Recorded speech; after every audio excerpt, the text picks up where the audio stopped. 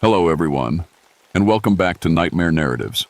I can picture some of you already in bed, maybe some of you just getting home from work.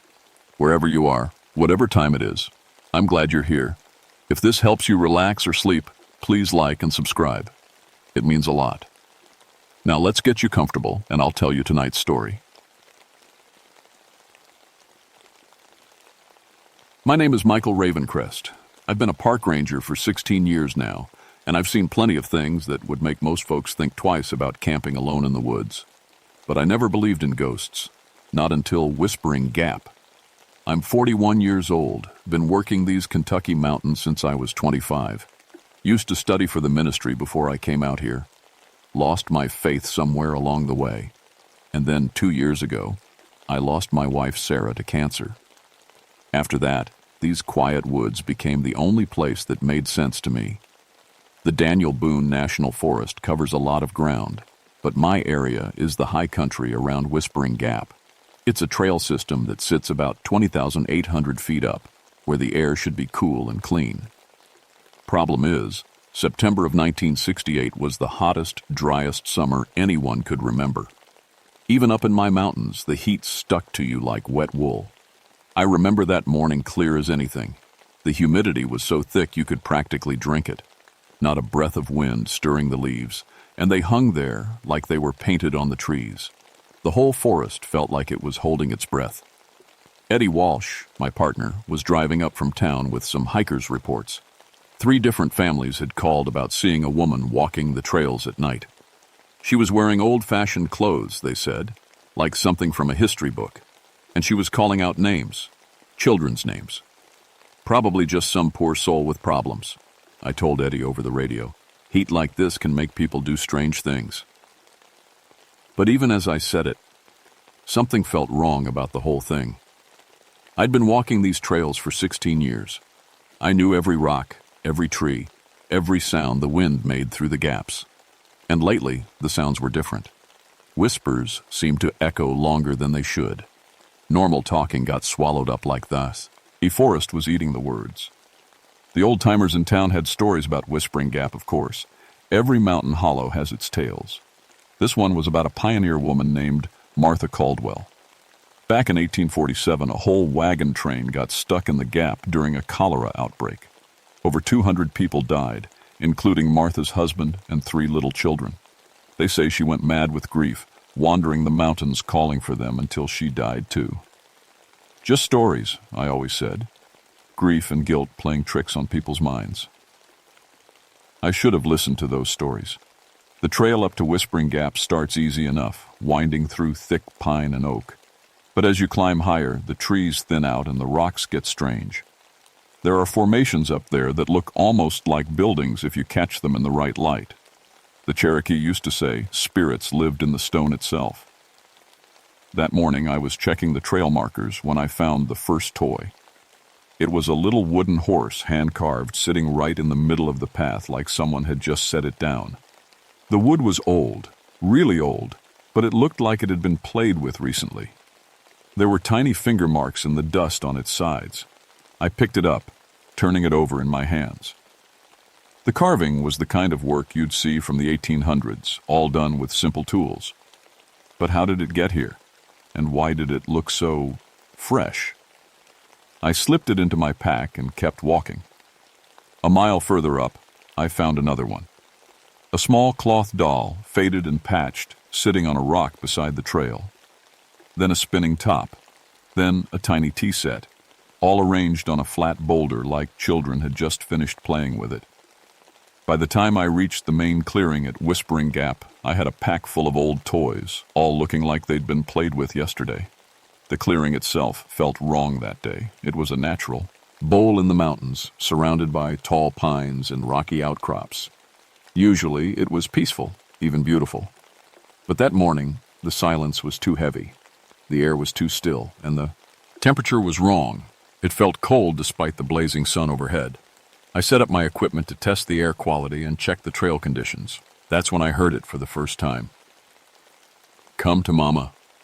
The voice was soft, distant, like it was coming from across the clearing. I looked up, scanning the tree line, but saw nothing. just empty forest and dancing shadows. "Hello?" I called out. "Anyone there?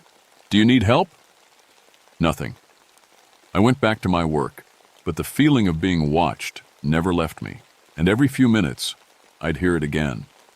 That same voice, calling out in a sing-song way, "Come to Mama! Come play with Mama!" The voice seemed to move. Sometimes it came from the north side of the clearing, sometimes from the rocks to the south. But I never saw anyone. And the strange thing was, my voice seemed to disappear the moment I spoke, like the forest was swallowing it up before it could carry. I finished my work as fast as I could and headed back down the trail.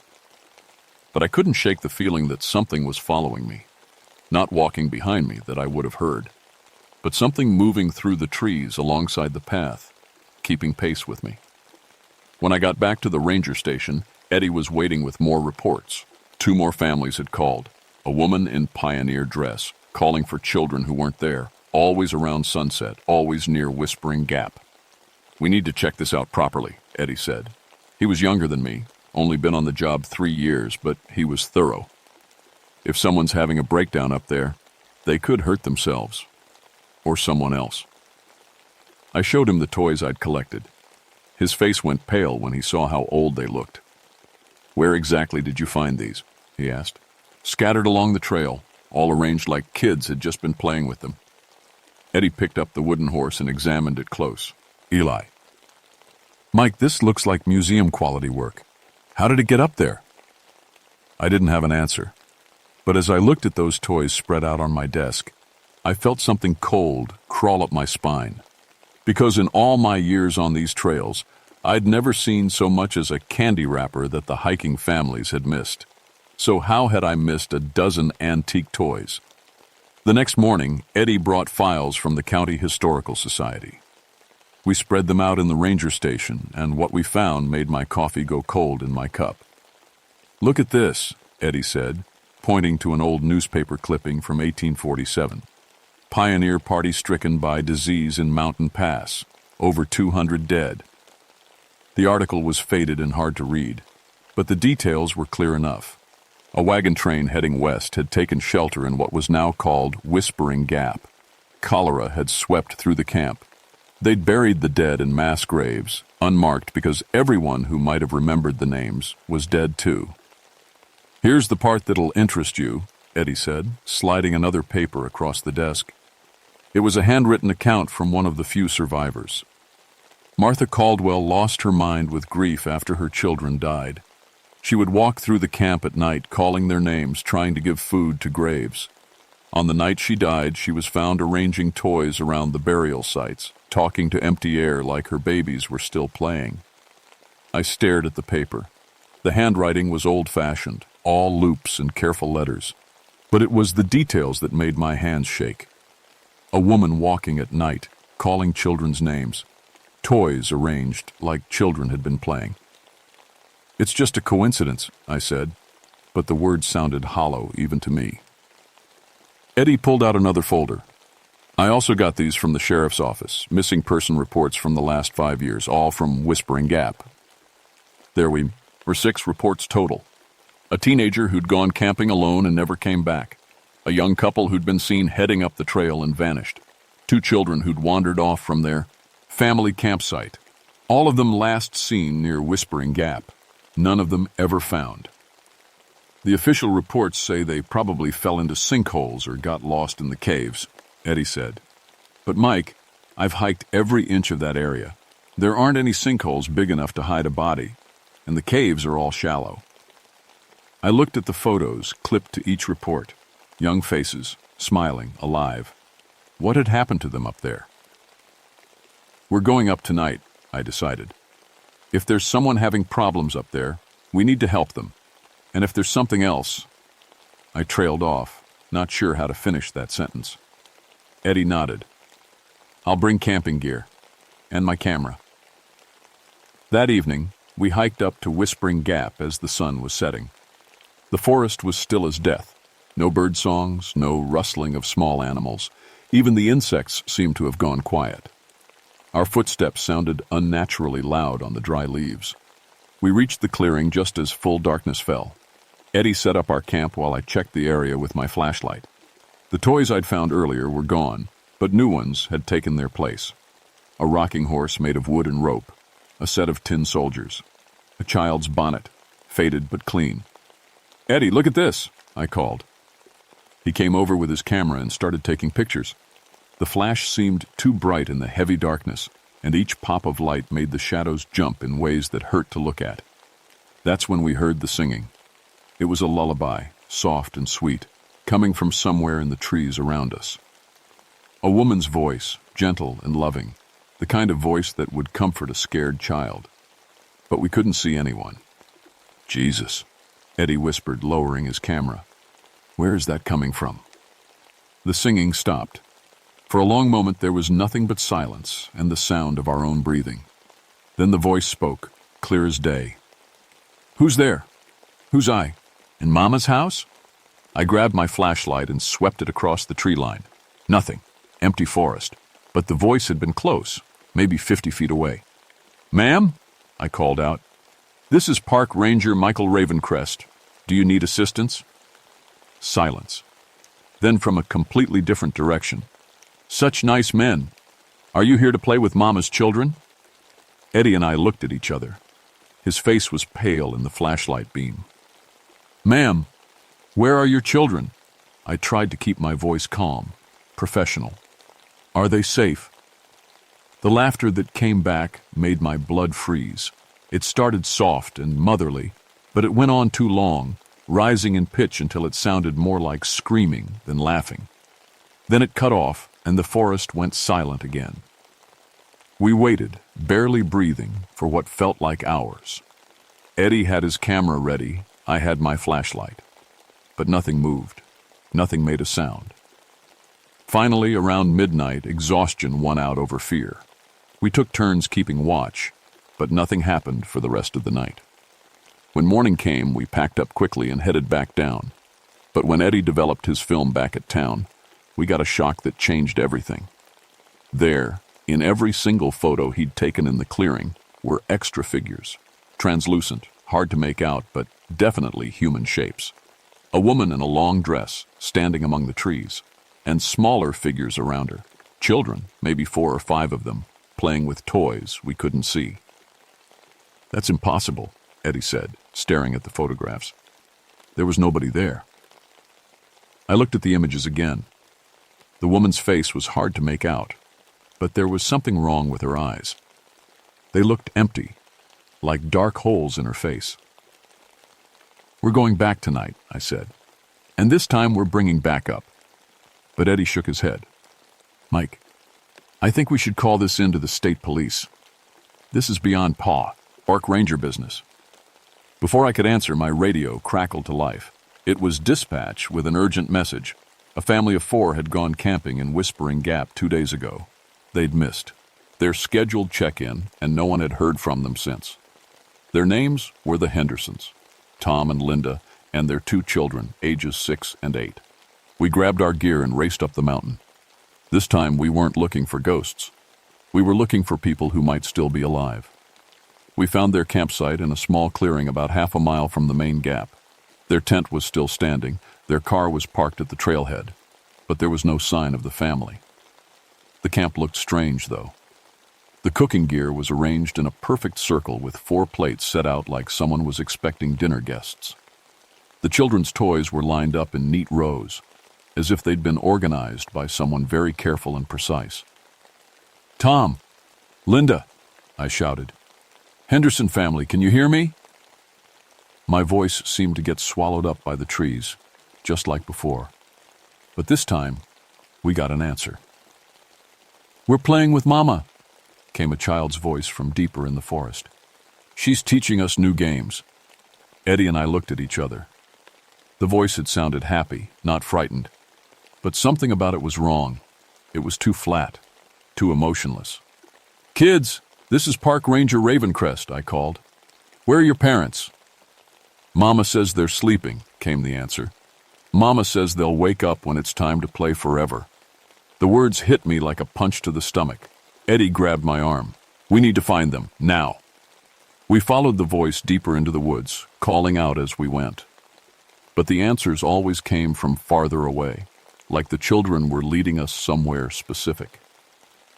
Finally, we reached a small ravine that I'd never noticed before in all my years on these trails.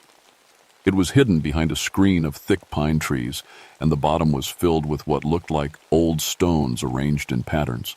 That's when I realized what we were looking at. Grave markers. Dozens of them, stretching back into the shadows. Most were just rough stones, but some had names carved into them. Names from the 1800s. And at the far end, 4 fresh mounds of earth with wooden crosses stuck in the ground. "Dear God," Eddie whispered. "Mike, those are new graves." That's when we heard the woman's voice again, but this time it was right behind us. "Welcome to Mama's family." We spun around, and there she was. Martha Caldwell stood 10 feet away from us, and she looked exactly like the pioneer woman from Eddie's photographs. She wore a long, faded dress with an apron, and her dark hair was pulled back in a simple bun. But her face was wrong. Her skin was too pale, too thin, like old paper, and her eyes were empty black holes that seemed to pull light into them. "Don't be afraid," she said, and her voice was kind, motherly. "Mama's here now. Everything will be all right." Eddie was fumbling with his camera, but his hands were shaking so badly he couldn't work the controls. I kept my flashlight trained on her, but the beam seemed to dim when it hit her, like she was absorbing the light. "Ma'am," I managed to say, "where are the Henderson children?" She smiled, and it was the most horrible thing I'd ever seen. Her lips pulled back to show teeth that were too sharp, too long. "They're with Mama now, safe and warm and loved forever." "Are they alive?" Eddie croaked. "They're better than alive," Martha said. "They're mine." She raised one pale hand and pointed toward the graves. "Their bodies are sleeping, but their spirits are awake, playing and laughing with Mama's other children. Would you like to meet them?" The air around us started getting colder. I could see my breath steaming in the flashlight beam, even though moments before it had been stifling hot. And in the midst of our breathing, shapes started to form. Children. Translucent. Flickering, but definitely children. They appeared one by one around Martha, maybe a dozen of them, all wearing clothes from different time periods. Some in pioneer dress like Martha, others in more modern camping clothes. 2 of them looked like the Henderson kids. "Say hello to the nice men," Martha told them, and they all turned to look at us. Their faces were pale and empty, just like hers, but they smiled and waved like normal children would. "Hello?" they said in unison, their voices flat and emotionless. "Do you want to play with us?" That's when Eddie's camera flash finally went off. The light seemed to hurt Martha. She hissed and stepped backward, raising her hands to shield her eyes. The children flickered and faded for a moment. "Run," I whispered to Eddie. "Run now." We turned and crashed through the underbrush, branches tearing at our clothes and faces. Behind us, Martha's voice rose in anger. "Don't leave Mama! Mama needs you! Mama loves you!" The children's voices joined hers. "Come play with us! Come be our daddies! Don't leave us alone!" We ran down the mountain as fast as we could, stumbling over rocks and roots in the darkness. Every few minutes, I'd look back and see lights moving through the trees behind us. Pale, cold lights that flickered like candles in the wind. But we made it to the ranger station alive. Eddie was in shock, just sitting in a chair and staring at nothing. I got on the radio to call for backup, but all I got was static. The phone lines were dead too. "She cut us off," I said. "She doesn't want us calling for help." Eddie developed the new photographs with shaking hands. These came out clearer than the ones from the night before. Martha was in every shot, and so were the children. But in the last photo, the one taken when the flash had hurt her, you could see something that made my stomach turn. Behind Martha, barely visible in the shadows, were adult figures. Men and women in various states of decay, standing like guards around the gravesites. Some looked fresh, recently dead. Others were just bones in rotted clothing. "Those are the missing hikers," Eddie whispered. "All of them. She's been collecting them for years." I studied the photo closer. In the background, barely visible, I could make out two adult figures that looked like they might be the Henderson parents. They were standing perfectly still, their eyes empty like the children's. "We have to go back," I said. "If the Henderson kids just died, maybe there's still time to save them." Eddie shook his head. "Mike, that thing isn't human. We can't fight her." But I was already loading my pack. I'd lost my wife to something I couldn't control. I wasn't going to lose those children too. "Then we don't fight her," I said. "We find another way." I remembered something from my seminary days, back when I still believed in God and salvation. I dug through my old books and found what I was looking for, a small wooden cross that had belonged to my grandfather. He'd been a missionary in these mountains back in the 1920s, and the cross was made from wood taken from an old church that had burned down. "Faith," I told Eddie. "If she's what I think she is, faith might be the only thing that can stop her." Eddie looked at the cross like I'd lost my mind. "You think that little piece of wood is going to stop a ghost that's been killing people for over a century?" "Maybe," I said. "And maybe if we don't try, more families are going to die." We hiked back up in the pre-dawn darkness, this time armed with everything we could think of. Flashlights with extra batteries, the camera, a first aid kit, and my grandfather's cross. I also brought a small Bible, though I wasn't sure I remembered how to use it. When we reached the ravine, the scene had changed. The graves were arranged differently now, and there were two new mounds of earth next to the ones we'd seen before. Fresh dirt, recently dug. "The parents," Eddie whispered. Martha was waiting for us, but this time she wasn't alone. The spirit children were there, along with the adult figures from the photograph. They formed a circle around the graves, watching us with empty eyes. "You came back," Martha said, and she sounded pleased. "Mama knew you would. Good men always come back to help Mama's children." "Let the Henderson kids go," I said, holding the cross out in front of me. "They don't belong here." Martha laughed, that awful sound that went on too long. "They belong to Mama now, just like all the others, just like you will." The temperature plummeted. Our breath turned to fog, and frost started forming on the trees around us. But the cross in my hand stayed warm. "You're bound here," I said, remembering the old stories. "You can't leave this place, can you? All these years, all these people you've taken. You're still trapped in your grief." Her smile faltered. "Mama isn't trapped. Mama is home, with her children." "These aren't your children, Martha. Your children died in 1847. They're at peace now." Her face twisted with rage. "No, they're here. They're with Mama. They need Mama." She gestured to the spirit children, and they started moving toward us. But when they got close to the cross, they stopped like there was an invisible wall between us and them. "The Henderson kids," I pressed. "They're not dead yet, are they? That's why their spirits look different from the others." Eddie caught on. "She has to kill the body before she can keep the spirit. That's why she arranged the toys, tried to make them comfortable. She was playing with them before she killed them." Martha's eyes blazed with fury. "They were scared. Mama made them happy. Mama gave them love." "Where are they?" I demanded, holding the cross higher. "Where are their bodies?" For just a moment, Martha's form flickered and became almost transparent. The cross was weakening her. She pointed a shaking finger toward a small cave opening behind the graves. "Sleeping," she whispered. "Safe and warm with Mama." Eddie and I ran for the cave. Behind us, Martha screamed in rage. But she couldn't follow. The cross was protecting us. Inside the cave, we found them. Tom and Linda Henderson, both dead from what looked like exposure. But the children were still alive, barely. They were unconscious, their breathing shallow, their skin blue-white from cold, but alive. We carried them out of the cave as quickly as we could. Martha was waiting, and she was furious. "Give them back!" she shrieked. "They're Mama's babies now. Mama needs them." The spirit children pressed closer, reaching out with transparent hands. Some of them were crying, begging us not to take their new playmates away. "I'm sorry," I said to Martha, and I meant it. "I'm sorry for what happened to your family, but this has to stop.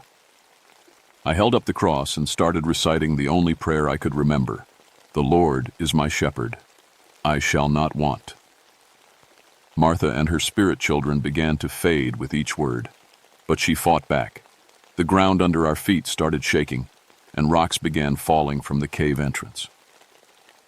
He maketh me to lie down in green pastures. The temperature dropped even further. Ice started forming on our clothes, and I could barely feel my fingers around the cross. He restoreth my soul. Martha made one last desperate attack. She rushed at us, her form becoming solid and terrible.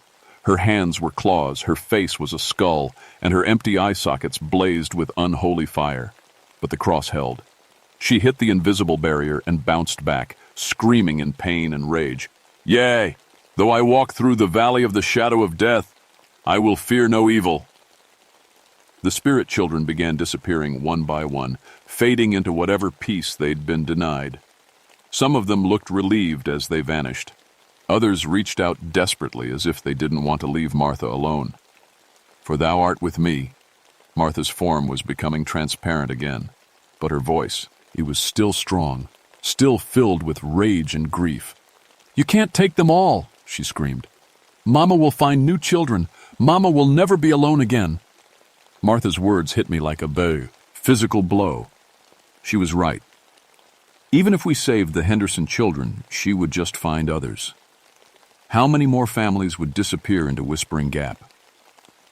Eddie, I said, get the kids out of here, now. What about you? I looked at the cross in my hands, then at Martha's fading form. She was weakened, but not gone. When the sun came up and my faith wavered, she'd be back to full strength. Someone has to end this. Eddie understood. He picked up both Henderson children and started carrying them toward the trail. Mike, don't do anything stupid. But I was already walking toward Martha. The spirit children had mostly faded away, but she was still there, still fighting the power of the cross. You want to know why you're really trapped here? I asked her. It's not the gap. It's not the graves. It's your guilt. Her empty eyes focused on me with hatred. Mama has no guilt. Mama loves her children. You let them die, I said. The words felt cruel, but they had to be said. When the cholera came, you couldn't save them. And you've been trying to make up for it ever since. Mama tried. Mama did everything. But it wasn't enough. And deep down, you know it. That's why you can't let go. That's why you keep taking other people's children.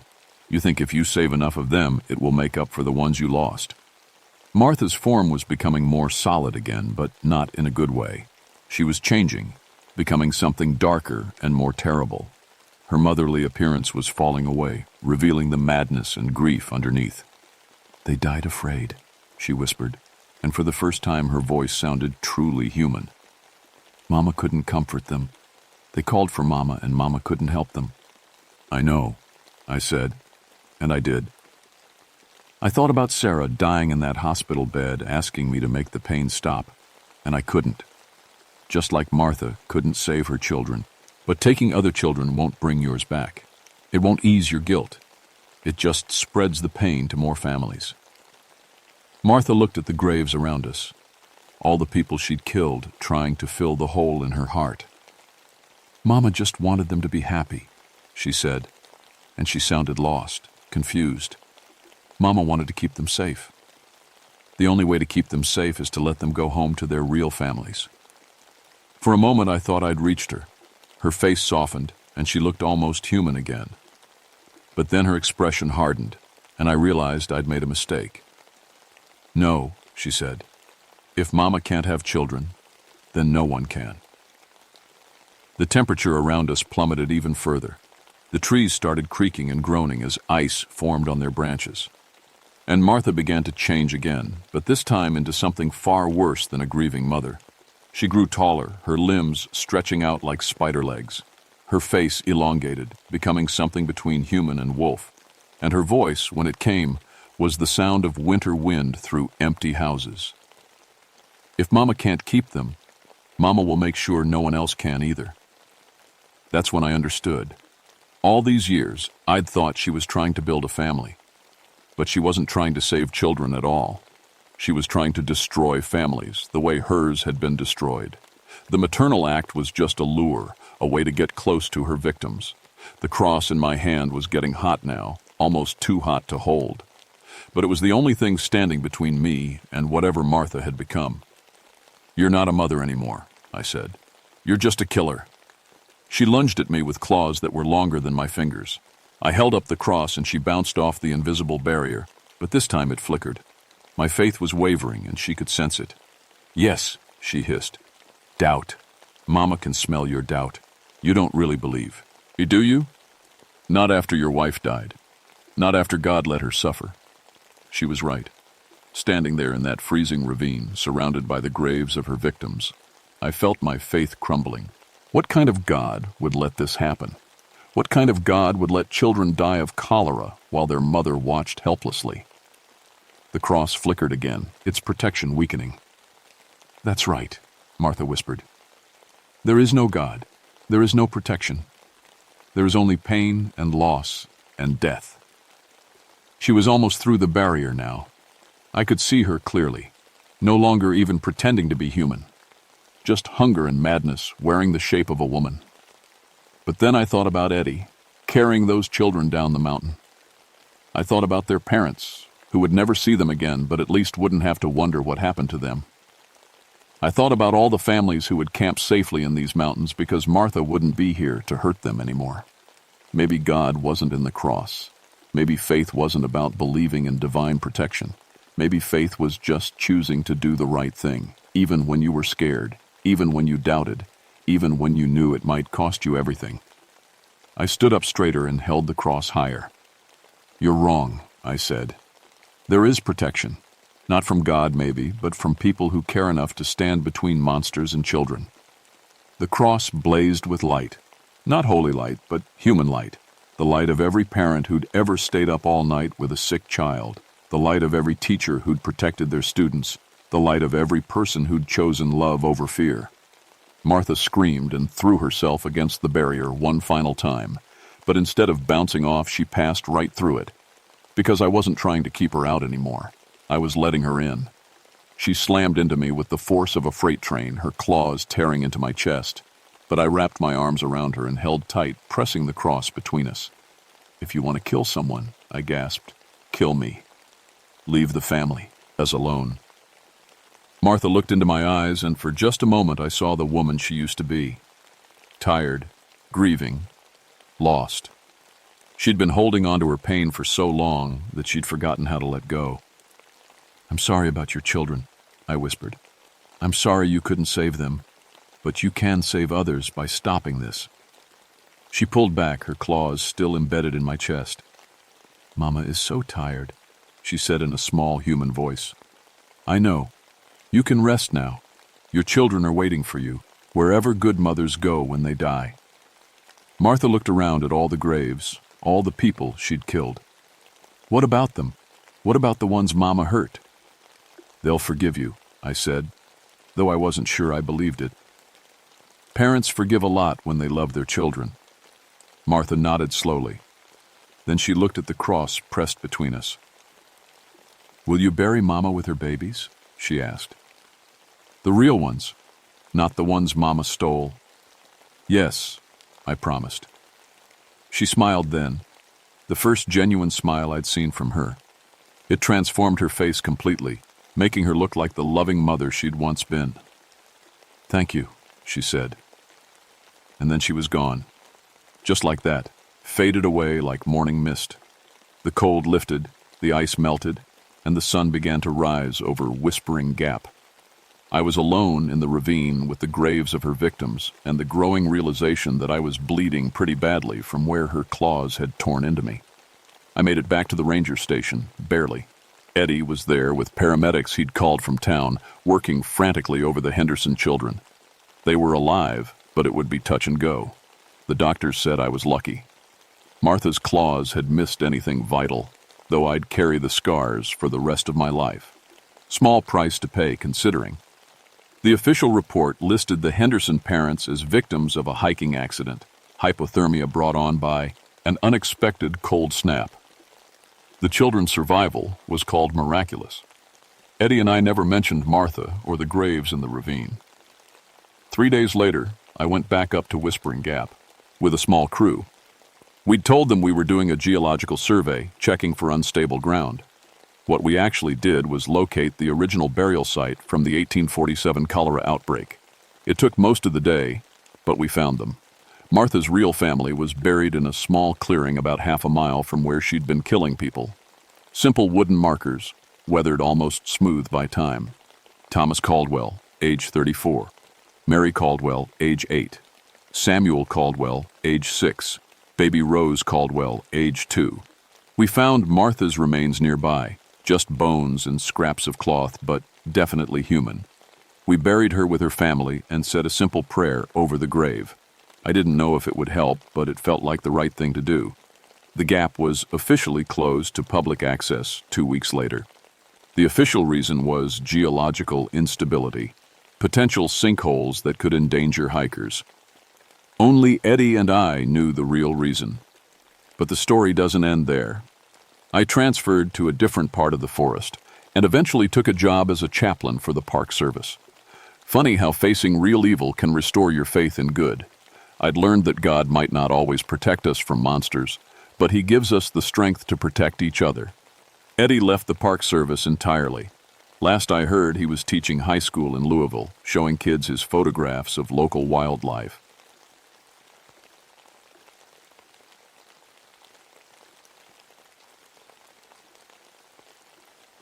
My name is Eleanor Ashford, and I used to be a music teacher before I became a fire tower observer. That's important because I have what people call perfect pitch. I can hear sounds most folks miss, pick out individual notes in a crowded symphony, tell you if your piano needs tuning from across the room. Sometimes I wish I couldn't. I've been watching over the Jefferson National Forest in West Virginia for 12 years now, specifically the Misery Mountain District. My tower sits at 4,200 feet, 12 miles from the nearest road. When winter comes, I'm cut off for days at a time. Most people think that sounds lonely, but after my divorce last spring, lonely felt like exactly what I needed. December 1979 was shaping up to be a harsh one.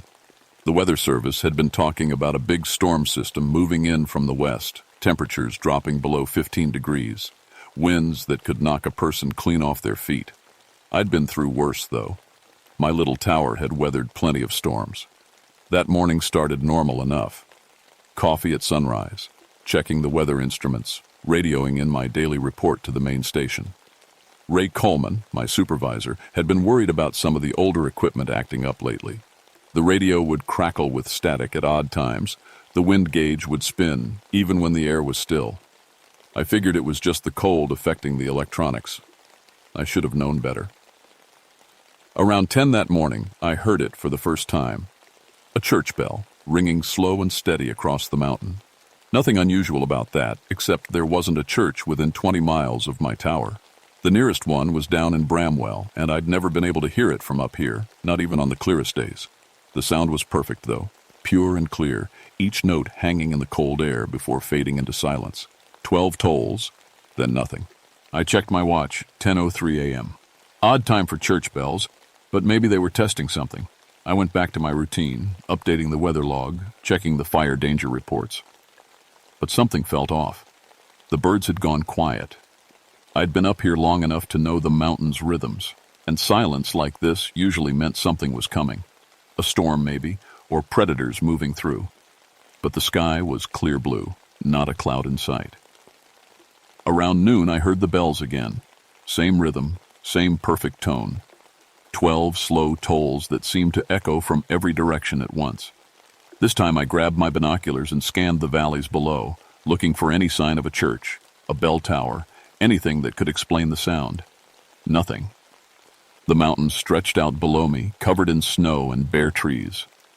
I could see the old mining roads, the rusted equipment scattered around from the coal operations that shut down decades ago. My grandfather used to work those mines before the big explosion in 1902. 83 men died that day, including the church bell ringer who'd been trying to warn everyone about the gas leak. That's when I noticed something strange. Down in one of the valleys, there were fresh tracks in the snow. Not animal tracks, too regular, too purposeful. They looked almost like a line of people had walked through, but who would be way out here in the middle of winter? I radioed down to the main station. "Ray, you got any crews working the Misery Mountain area today?" Static crackled through the speaker for a long moment before Ray's voice came through. "Negative, Eleanor.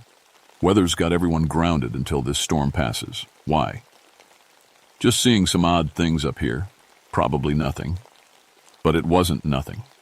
I could feel it in my bones, the way you can feel a storm coming even when the sky is clear. Something was wrong on my mountain. The third time I heard the bells, it was just past 3 in the afternoon. The sun was already low, casting long shadows across the snow. But this time, something was different. As the sound faded away, I heard something else underneath it. Voices. Faint and distant, but definitely human voices calling out in what sounded like panic. I strained to listen, pressing my face against the cold glass of the tower windows. The voices seemed to be coming from the old mining area, but that was impossible. Nobody lived down there anymore. Nobody had for 77 years. Then the wind picked up, and the voices were gone. I tried to tell myself it was just the mountain playing tricks. Sound does strange things in these valleys, bouncing off rock walls and carrying for miles. But I'd never heard anything like this before, and I'd been listening to this mountain for 12 years. As darkness fell, I prepared for what looked like it was going to be a long night. The storm was definitely coming. I could see the clouds building on the horizon, dark and heavy with snow. The temperature was already dropping fast, and the wind was starting to howl around the tower. But underneath the wind, I could swear I heard something else, a low, rhythmic sound, like machinery running, like the sound an old mine elevator might make, creaking and groaning as it carried men deep into the earth. I checked all my equipment twice, made sure the radio was working, the generator was fueled up, the emergency supplies were ready. Everything seemed normal, but I couldn't shake the feeling that something was watching me from the darkness below. Just before I settled in for the night, I heard the bells one more time. But this time, they didn't stop at 12 tolls. They kept ringing, faster now, more urgent, like someone was pulling the rope frantically, trying to warn everyone about something terrible that was about to happen. The sound echoed across the mountain for almost 10 minutes before it finally stopped, leaving behind a silence so complete it made my ears ring. That's when I knew for certain that something was very, very wrong on Misery Mountain. The storm hit just after midnight, and with it came the impossible. I woke up to the tower shaking in the wind, snow pelting the windows like thrown rice. The thermometer outside read 8 degrees and falling. Normal winter storm stuff for these mountains, except for one thing. The radio was making sounds. Not static, not the usual weather interference. It was playing music, old hymnal music, the kind they used to sing in those little mountain churches. I'd heard my grandmother hum these tunes when I was little, songs about death and redemption and finding peace in the valley. But there was no signal that could carry music up to my tower.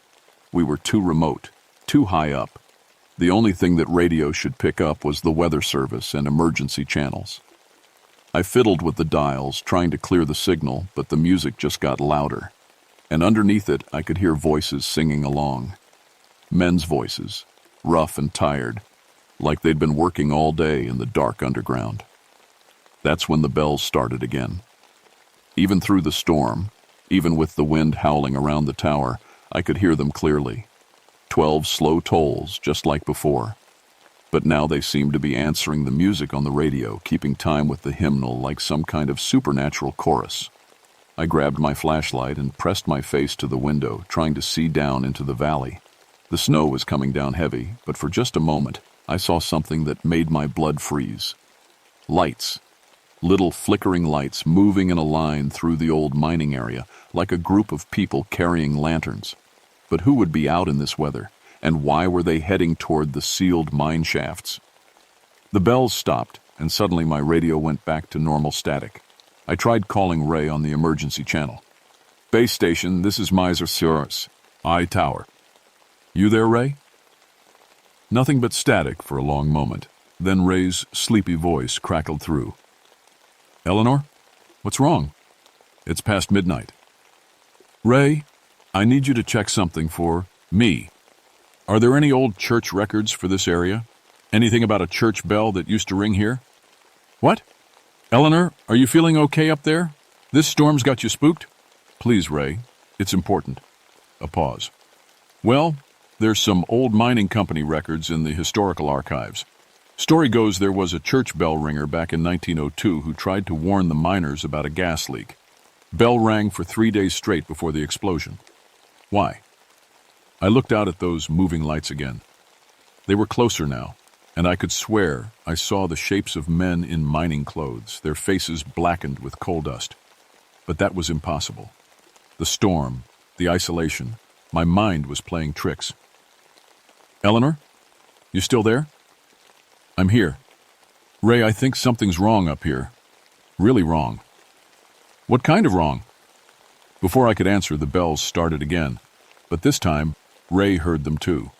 I could tell because he went quiet, and I could hear them faintly through his radio mic. What the hell was that? He whispered. That's what I'm trying to tell you. Those bells have been ringing all day, and there's no church up here. No bell tower. Nothing. The lights in the valley had stopped moving. They seemed to be gathered around one of the old mine entrances, the one that was supposed to be sealed up tight with concrete and steel bars. Ray, I think you need to come up here, soon as this storm passes. Eleanor, listen to me. You're 12 miles from the nearest road in a blizzard. Nobody's going anywhere until this weather clears. You just sit tight, keep warm, and try to get some rest. Easy for him to say. He wasn't the one watching ghost lights dance around a 77-year-old mine disaster. I spent the rest of the night at the windows, watching and listening. The bells rang every few hours, always 12 tolls, always followed by that eerie silence. And each time, I saw more lights in the valley, more shapes moving through the snow. By morning, the storm had passed, but something else had changed. The silence was wrong. In 12 years of watching this mountain, I'd learned its sounds. Birds calling, wind in the trees, the distant hum of traffic on the highways below. But now, there was nothing. Like the whole mountain was holding its breath. I made coffee and tried to convince myself it had all been storm nerves and isolation. But when I looked out at the mining valley in the daylight, I saw something that made my hands shake so hard I nearly dropped my mug. The mine entrance that had been sealed for decades was open. The concrete barrier was cracked and pushed aside, the steel bars twisted like they were made of paper. And leading into that dark hole in the mountain was a trail of footprints in the snow. Old-fashioned boot prints, the kind with hobnails that miners used to wear. I grabbed the radio. Ray, you need to get up here, now. What's going on, Eleanor? The old mine. Someone's opened it up. That's impossible. Those seals were put in place by the state. Would take heavy equipment to break through. I stared at those impossible footprints leading into the darkness. Ray, I don't think it was someone. I think it was something. That's when I heard the first scream. It came from down in the valley, from the direction of the mine. A man's voice, full of terror and pain, echoing off the mountain walls. Then another voice, and another. Men screaming like they were trapped, like they were dying. The screams lasted for almost a minute, then cut off abruptly, leaving behind that horrible silence. Ray? Ray, did you hear that? But the radio was dead. Not static, not interference. Just dead silence, like the whole outside world had disappeared. I was alone on the mountain with whatever was down in that mine, and I was Sayez, starting to understand that it wasn't something new. It was something old, something that had been waiting for 77 years to finish what it started. The bells began to ring again, but this time they sounded different. Urgent. Warning. Like they were trying to tell me to run. Ray showed up just after noon, his Jeep churning through the snow-covered fire road like a man possessed. I'd never been so happy to see another human being in my life. Eleanor, he called as he climbed out of his vehicle. You okay? I'm fine, I said, though we both knew that was a lie. But Ray, something's happening down in that valley. Something bad. Ray was a practical man, spent 30 years with the Forest Service and seen just about everything these mountains could throw at you. But when I showed him the opened mine entrance through my binoculars, his face went pale. "That's not possible," he muttered. "I helped inspect those seals myself 5 years ago. Solid concrete, steel reinforcement. Would take a construction crew with heavy equipment to break through like that. Look at the tracks, Ray." He studied the footprints leading into the mine, and I saw his jaw tighten. "Those look old-fashioned, real old-fashioned. 1902 old-fashioned." He lowered the binoculars and looked at me. "Eleanor, I know you've been under stress with the divorce and all, but you're talking about ghosts now. Then explain the footprints. Explain the bells. Explain how a sealed mine opened itself up in the middle of a blizzard." Before he could answer, we both heard it. The sound of picks and shovels working stone, echoing up from the valley. The rhythmic chink-chink-chink of men digging, like there was a full crew working down there. Ray's face went white. "Nobody's supposed to be down there. That mine's been dead for 77 years. The bells, Ray, listen." They started again, those 12 slow tolls. But this time we could hear something else underneath them, voices calling out, men shouting warnings in the distance. And then, clear as anything, we heard the sound of an explosion. A deep, rumbling boom that shook the windows of my tower. "Gas explosion," Ray whispered, "just like 1902. But there was no smoke, no flash of light, nothing to show that anything had actually blown up. Just the sound, echoing through the valleys like an echo from the past. That's when we saw them. Men in old-fashioned mining clothes walking out of the woods below. Their faces were pale, their clothes covered in coal dust, and they moved with the slow, purposeful gait of people who had all the time in the world. There were dozens of them, maybe more, all heading toward the opened mine. "Ray, are you seeing this?" He was gripping the binoculars so hard his knuckles were white. "I see them. God help me, I see them." One of the figures stopped and looked up toward our tower. Even from that distance, I could see his face clearly. It was a young man, maybe 25, with kind eyes and a sad smile. He raised his hand and waved at us like he was greeting old friends. Then he pointed toward the mine and shook his head like he was trying to warn us about something. "They're trying to tell us something," I said. "Dead men don't tell anybody anything," Ray muttered, but his voice was shaking. The bells started ringing again, but faster this time, more urgent. And with each toll, more miners appeared from the woods. They were all heading toward the mine, all carrying the tools of their trade, picks, shovels, safety lamps that flickered with impossible light. That's when I realized what was happening. "Ray, they're not trying to hurt us. They're trying to warn us, just like that bell ringer in 1902. Warn us about what? I thought about the pattern I'd been hearing. 12 bells, 12 tolls. "How many people are up here on the mountain right now, Ray, besides us?" His face went pale as he understood.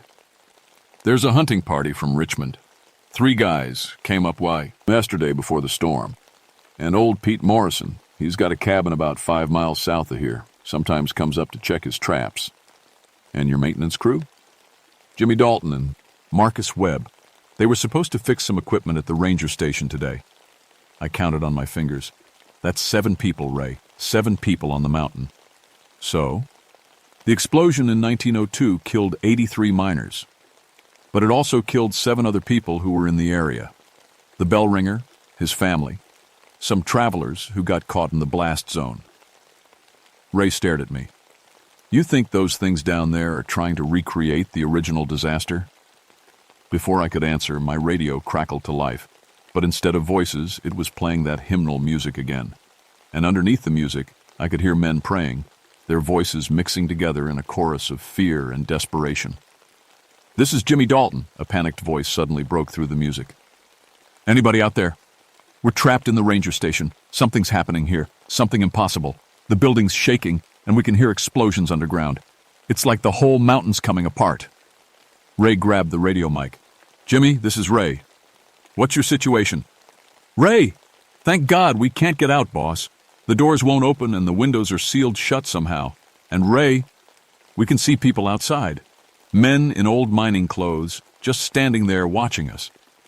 They look dead, Ray. The radio went silent. Jimmy? Jimmy, come in. Nothing but static. Then the hymnal music started again. That's when I understood the full horror of what was happening. The dead miners weren't trying to hurt anyone. They were trying to save people, trying to warn them just like they'd been warned in 1902. But something else was here. Something that wanted the disaster to happen again. Something that fed on death and tragedy. The bells stopped ringing, and in the sudden silence I heard a new sound.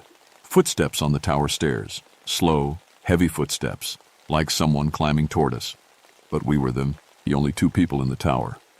Ray pulled out his service revolver, his hands shaking. Eleanor, get behind me. The footsteps reached the top of the stairs, and the door to our observation room slowly opened.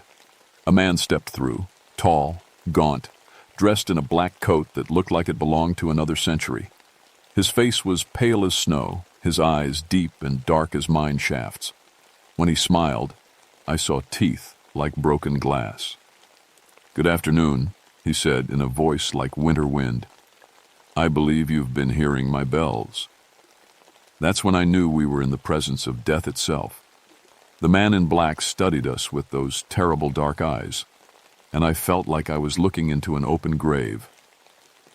You must be Eleanor Ashford, he said, his voice carrying the sound of dirt falling on coffin lids. I've been listening to you listen to me. Perfect pitch, isn't it? A gift that lets you hear things others miss. Ray had his gun pointed at the stranger, but his hand was shaking so badly I doubted he could hit anything. Who are you? How did you get up here? The man smiled, and the temperature in the room dropped 20 degrees.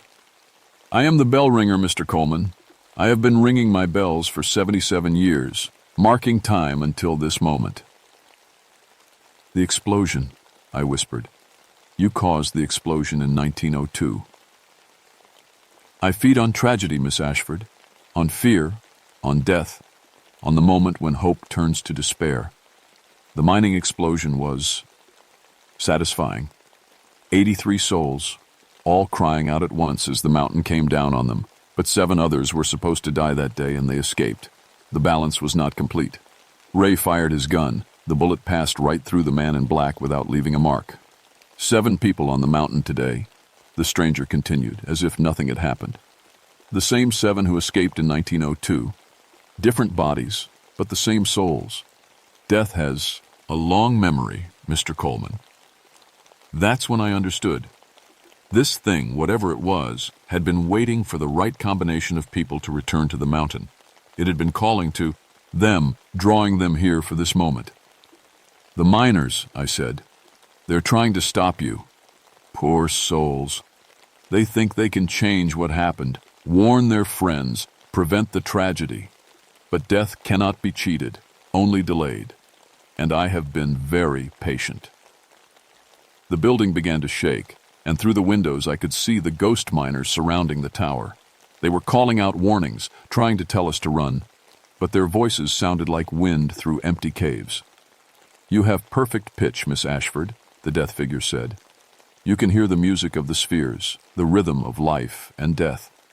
Would you like to hear my masterpiece? The bells began to ring again, but now I could hear the pattern. It wasn't random.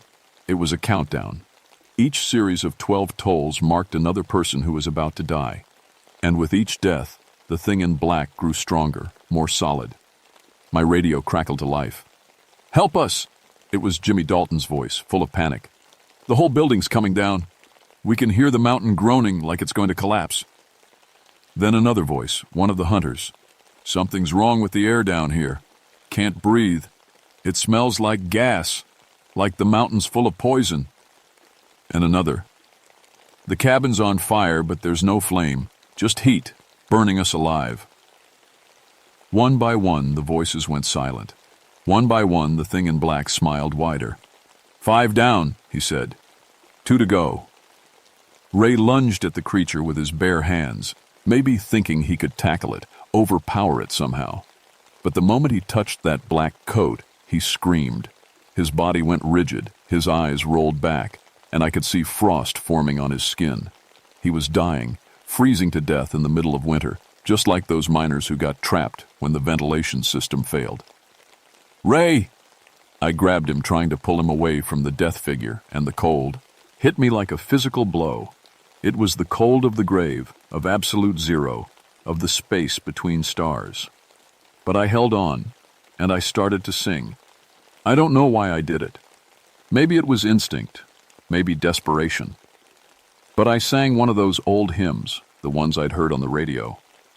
My voice cut through the supernatural cold like a warm knife, and for just a moment, the thing in black stepped backward. "Interesting," it said. "Music, the one thing that exists in both worlds, that can bridge life and death." Ray was still breathing, but barely. I kept singing, pouring all my training, all my perfect pitch, all my love for music into that old hymn. And something amazing happened. The ghost miners outside began to sing with me. Their voices joined mine, creating a harmony that made the tower windows vibrate. The thing in black was backing away, its face twisting with something that might have been pain. "The bells," I realized. "Your bells are music too, and I can hear the true rhythm." The creature's bells weren't just marking death. They were creating it, using sound to tear holes between the world of the living and the world of the dead. But music could work both ways. It could heal as well as harm.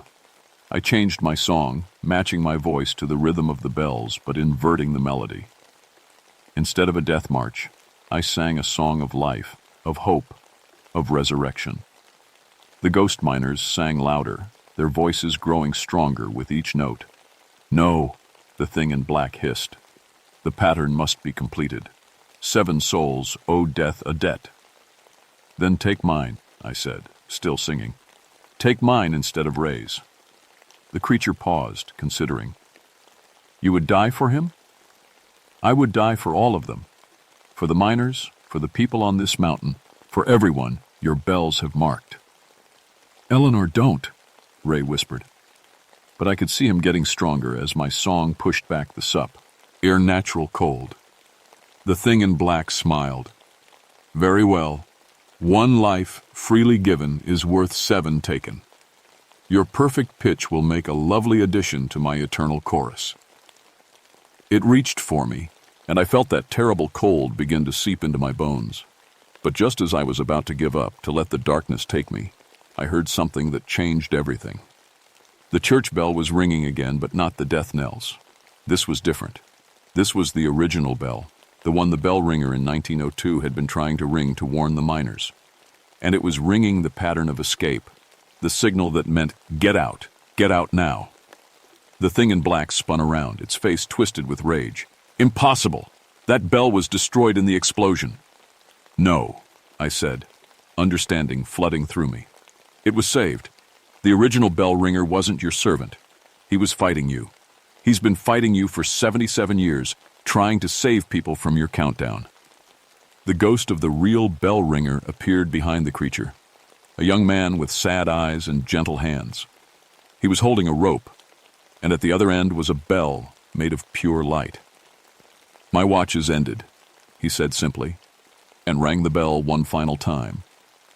The sound shattered the death figure like glass, and with a scream that shook the mountain, it dissolved into smoke and shadow. The supernatural cold disappeared, the ghost miners faded away with peaceful smiles, and the tower stopped shaking. It was over. But as the last echoes of that final bell toll faded away, I realized something had changed in me. I could still hear the music between worlds, could still sense the rhythm of life and death. The perfect pitch that had saved us was now something more. I had become the mountain's new guardian, its early warning system against the supernatural. And somewhere in the distance I could swear I heard other bells beginning to ring. Ray recovered, though he never talked much about what happened in that tower. The official report blamed the deaths on carbon monoxide poisoning from disturbed mine shafts. The Ting party was found in their tent, peaceful as if they'd just gone to sleep. Jimmy and Marcus were discovered at the ranger station, overcome by fumes from a faulty heater. Old Pete was in his cabin, same story. Natural gas leaks, they said. Tragic accident. They sealed the mine again, this time with enough concrete to build a dam. The fire tower was decommissioned and I was transferred to a desk job in Charleston. Too much stress from isolation, they said. Too much time alone on the mountain. But I know the truth. 6 months later, I quit the Forest Service and bought a small cabin near the base of Misery Mountain.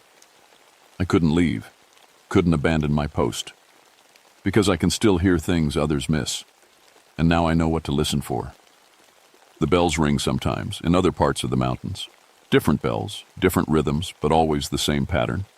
Death looking for its due, supernatural forces trying to collect old debts. And when I hear them, I do what the original bell ringer tried to do in 1902. I warn people. Sometimes it's a phone call to the sheriff's office about hikers in the wrong area at the wrong time. Sometimes it's a tip to the weather service about unusual conditions that need investigating. Sometimes it's just being in the right place at the right moment to guide someone away from danger they can't see coming. The mountain remembers everything, and sometimes it tries to warn us through people like me. People who can hear the music between worlds, who can listen to the rhythm of life and death and know when the pattern's wrong. I keep my old radio tuned to the emergency frequencies, and every morning I climb up to a high ridge where I can see the fire tower. It stands empty now, windows boarded up, but I swear sometimes I can see a light in the observation room. A gentle light, like a safety lamp carried by a miner who's finally found his ways. Home. The original bell ringer is at rest now. His 77-year vigil is over. But the job he started, protecting people from the things that hunt in the darkness, that job continues. Because death isn't the only thing that echoes in these mountains. Love echoes too. Courage echoes. Sacrifice echoes. And sometimes, if you know how to listen, you can hear all of them ringing at once, a harmony that pushes back against the darkness and keeps people safe. My name is Eleanor Ashford, and I listen to the mountains. They have so much to say if you just know how to hear.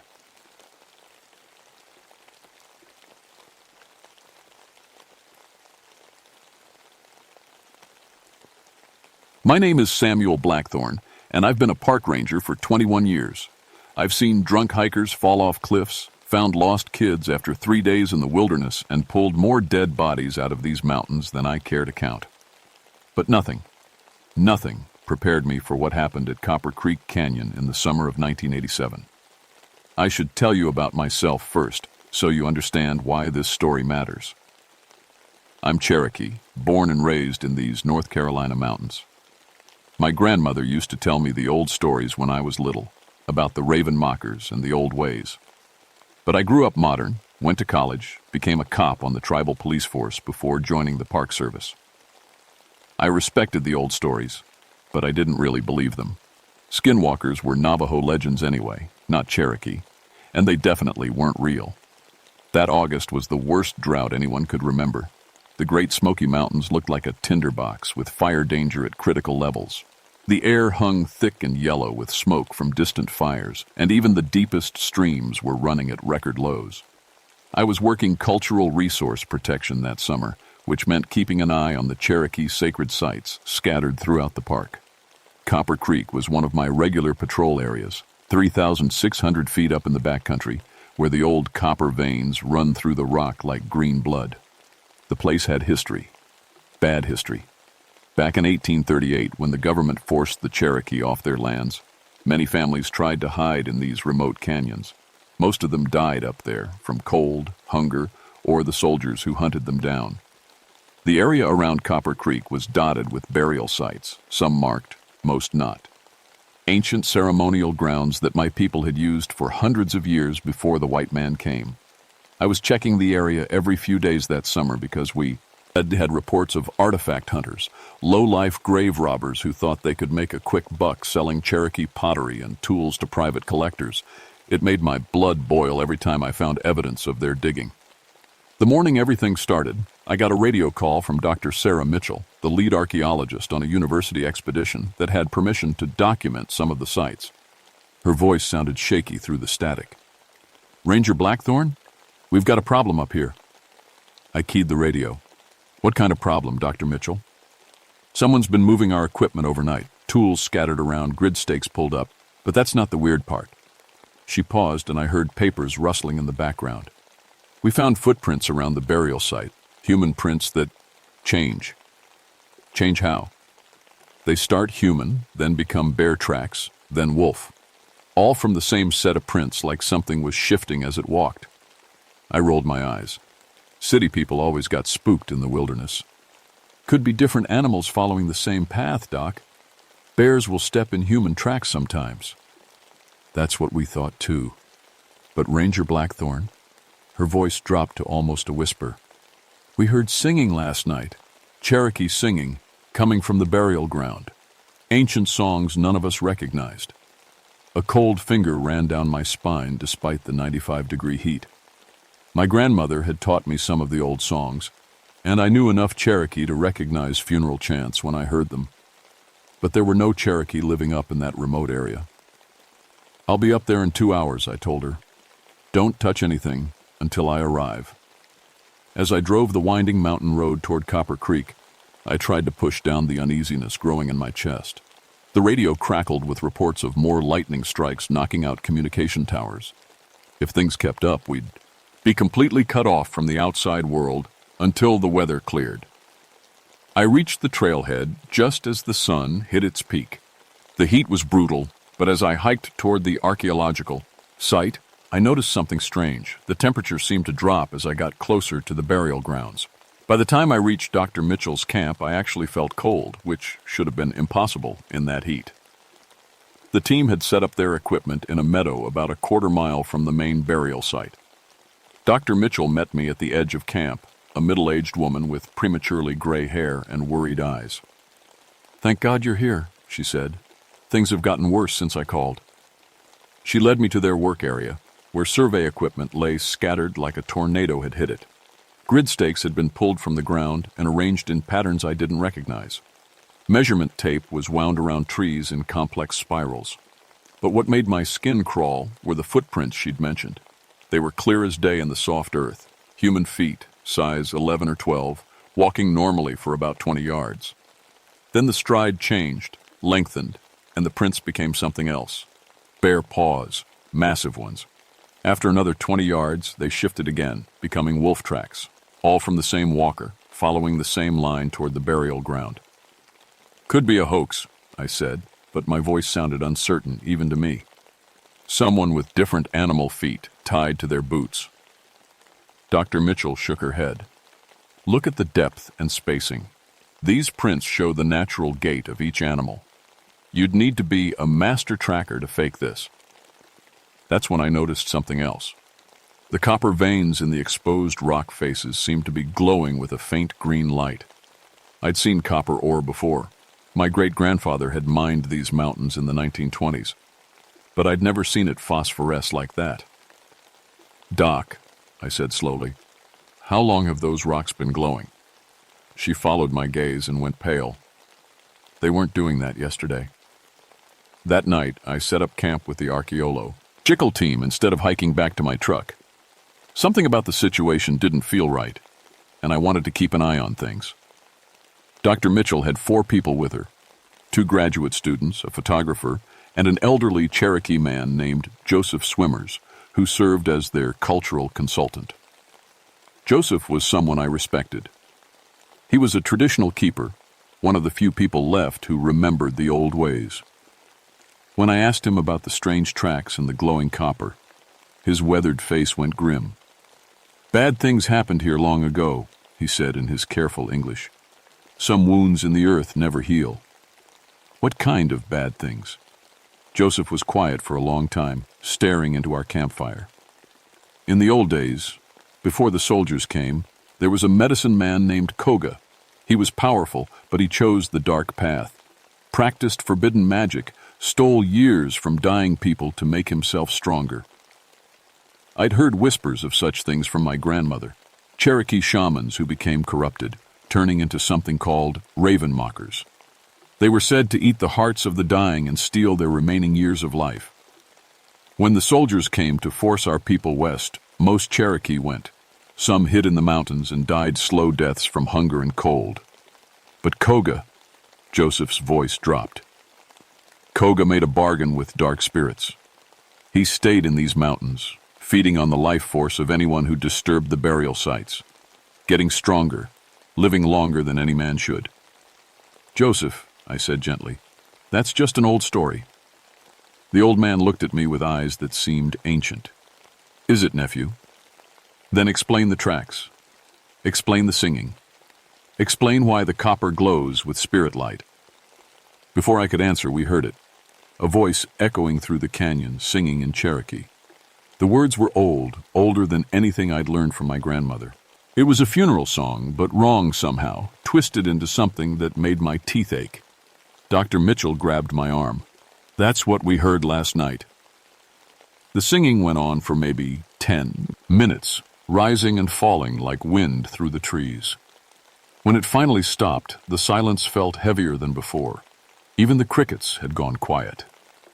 "We should leave," whispered Amy, one of the graduate students. "Pack up tonight and get out of here." Part of me agreed with her. Every instinct I had was screaming that this place was dangerous. But I was a park ranger. I had a job to do. "Nobody's leaving," I said. "Whatever's going on here, we'll figure it out in the morning." I should have listened to Amy. Around 3 in the morning, I woke to the sound of ravens calling. Dozens of them, maybe hundreds, their voices echoing off the canyon walls. I grabbed my flashlight and crawled out of my tent. The moon was nearly full, casting everything in silver light. I could see the ravens perched in the trees around our camp, more birds than I'd ever seen in one place. Their eyes reflected my flashlight beam like tiny mirrors, and they were all staring at us. That's when I saw him. At the edge of our camp, just beyond the firelight, stood a man. He was tall and thin, wearing what looked like traditional Cherokee clothing. But there was something wrong with the way he stood, the way his arms hung too long at his sides. His eyes glowed the same green color as the copper in the rocks. "Samuel Blackthorne," he called out, and his voice carried perfectly despite the distance. "You carry Cherokee blood. You should know better than to let these strangers disturb the dead." I fumbled for my radio, but it was just static. The lightning strikes had finally killed our communications. "Who are you?" I called back. The man smiled, and his teeth seemed too sharp in the moonlight. "I am the guardian of this place. I have been watching over the burial grounds for many lifetimes. These white archaeologists dig where they should not dig, take what they should not take." Dr. Mitchell, head C, rolled out of her tent and stood beside me. "We have permits," she said loudly. "We're documenting the sites for preservation." The man laughed, and the sound made the ravens call louder. "Preservation. You preserve by forgetting, by leaving the dead in peace. Instead, you measure and photograph and catalog, turning sacred ground into museum displays." He started walking toward us, and with each step, his shape seemed to shift slightly. One moment he looked human, the next his shadow on the ground was wrong, too large, with wings instead of arms. "Leave now," he said, "and I will let you go unharmed. But if you stay, if you continue to disturb my people's rest, I will take from you what you have taken from them." Joseph Swimmers emerged from his tent, carrying what looked like a leather pouch. "You are Koga," he said in Cherokee. "The raven mocker. My grandfather told me stories of you." The man's glowing eyes fixed on Joseph. "Ah, one who remembers the old ways. Yes, I am Koga. And I remember your grandfather. He was wise enough to stay away from this place." Joseph opened his pouch and began pulling out what looked like small bones and colored stones. "These people are under my protection, old one. They mean no harm to the dead." Koga tilted his head, and for a moment he looked exactly like a giant raven studying prey. "Protection? From one old man with medicine bag tricks?" He raised his arm, and every raven in the canyon began calling at once. The sound was deafening, like standing inside a thunderstorm. When the calling stopped, Koga was gone, but his voice echoed from everywhere at once. 1 week. Leave in 1 week, or face the consequences." We spent the rest of the night huddled around the fire, watching the tree line. None of us slept. When dawn finally came, half the ravens were still perched in the trees around our camp, watching us with those mirror-bright Yes. Dr. Mitchell wanted to pack up immediately, but I convinced her to stay one more day. I needed to understand what we were dealing with, and running away wouldn't solve anything if there really was someone, or something, threatening people in my park. It was my job to handle it. That was the first mistake that cost lives. The next morning, we found Tom Bradley dead. Tom was the team's photographer, a quiet guy in his 30s who loved getting up early to catch the sunrise. When he didn't show up for breakfast, we went looking and found him about 100 yards from camp, lying next to his camera equipment. At first glance, he looked like he'd had a heart attack. He was on his back, arms crossed over his chest, face peaceful. But when Dr. Mitchell checked for a pulse, she jerked her hand back like she'd touched something hot. "Jesus Christ," she whispered. "Look at him." Tom's brown hair had turned completely white overnight. His face, which had been young and smooth yesterday, was now lined with deep wrinkles. He looked like he'd aged 40 years in a single night. But the worst part was his chest. His shirt had been torn open, and where his heart should have been, there was nothing but a neat, bloodless hole, like someone had reached in and plucked it out with surgical precision. "What the hell could do this?" Amy asked. She was shaking so hard she could barely stand. Joseph knelt beside the body, examining the wound without touching anything. "Raven mocker," he said quietly. "They eat the hearts of their victims and steal their remaining years. Tom here had maybe 40 years left to live. Now Koga has them." I wanted to argue, to find some rational explanation. But the evidence was right there in front of us. The wound was too clean for an animal attack, too precise for any human killer. And the aging, no disease or poison, could do that overnight. "We need to get out of here," Dr. Mitchell said. "Right now." I nodded, ready to agree. But when we got back to camp and tried to start packing, we discovered our first real problem. During the night, while we'd been focused on the strange encounter with Koga, someone or something had sabotaged our equipment. The tires on their Jeep had been slashed, not with a knife, but with claws that left deep gouges in the rubber. Our radio equipment was smashed beyond repair. The GPS devices were missing. Even our paper maps had been shredded. "He doesn't want us to leave," Joseph said. "The hunting has begun." That's when the forest fire started. We saw the smoke first, a black column rising from the direction of the main road. Within hours, the wind had picked up, and the fire was spreading fast through the drought-dried underbrush. Soon we could hear the crackle of flames and the crash of burning trees. I climbed up on a rocky outcrop to get a better view and felt my heart sink. The fire was between us and the trailhead, cutting off our only exit route.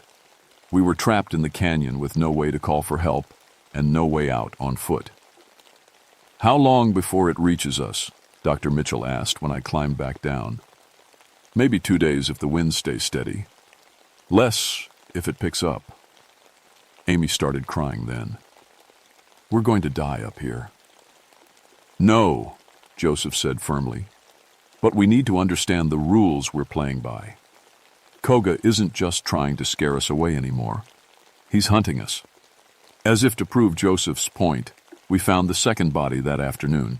Marcus, one of the graduate students, had volunteered to hike up to higher ground to see if he could get a cell phone signal.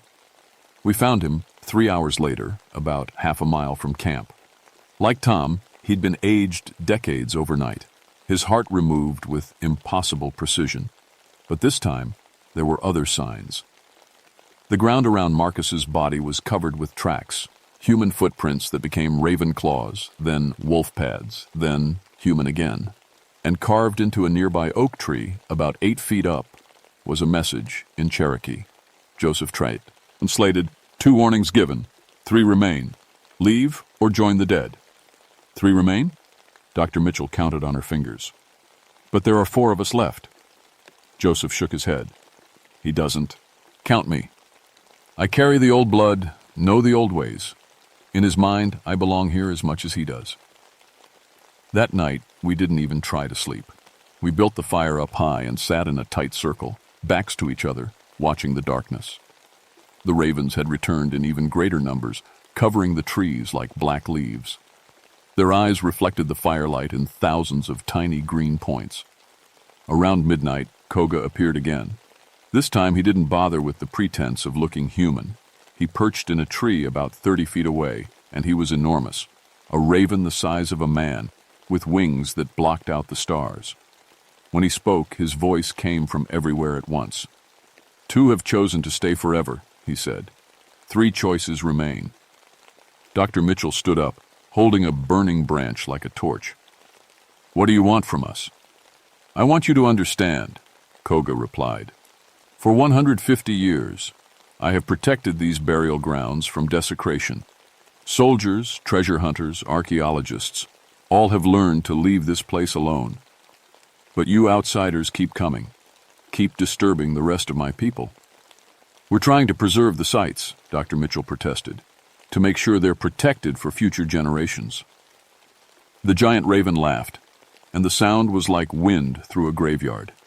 "You preserve by displaying in museums, by writing papers, by turning sacred ground into tourist attractions.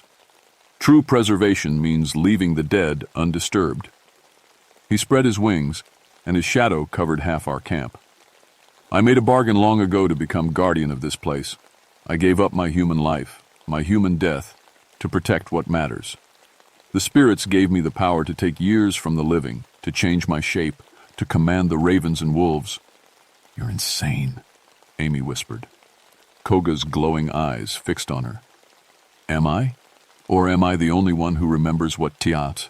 These mountains truly are a cemetery, a sacred place where the bones of my ancestors rest. You walk on graves, little girl. You measure and photograph and catalog the remains of people who died protecting their homeland." He was right, and we all knew it. The entire area was filled with Cherokee remains from the Trail of Tears era. We'd been documenting burial sites all summer, treating them like archaeological puzzles instead of what they really were, the graves of people who died fighting to stay in their homeland. "What do you want us to do?" I asked.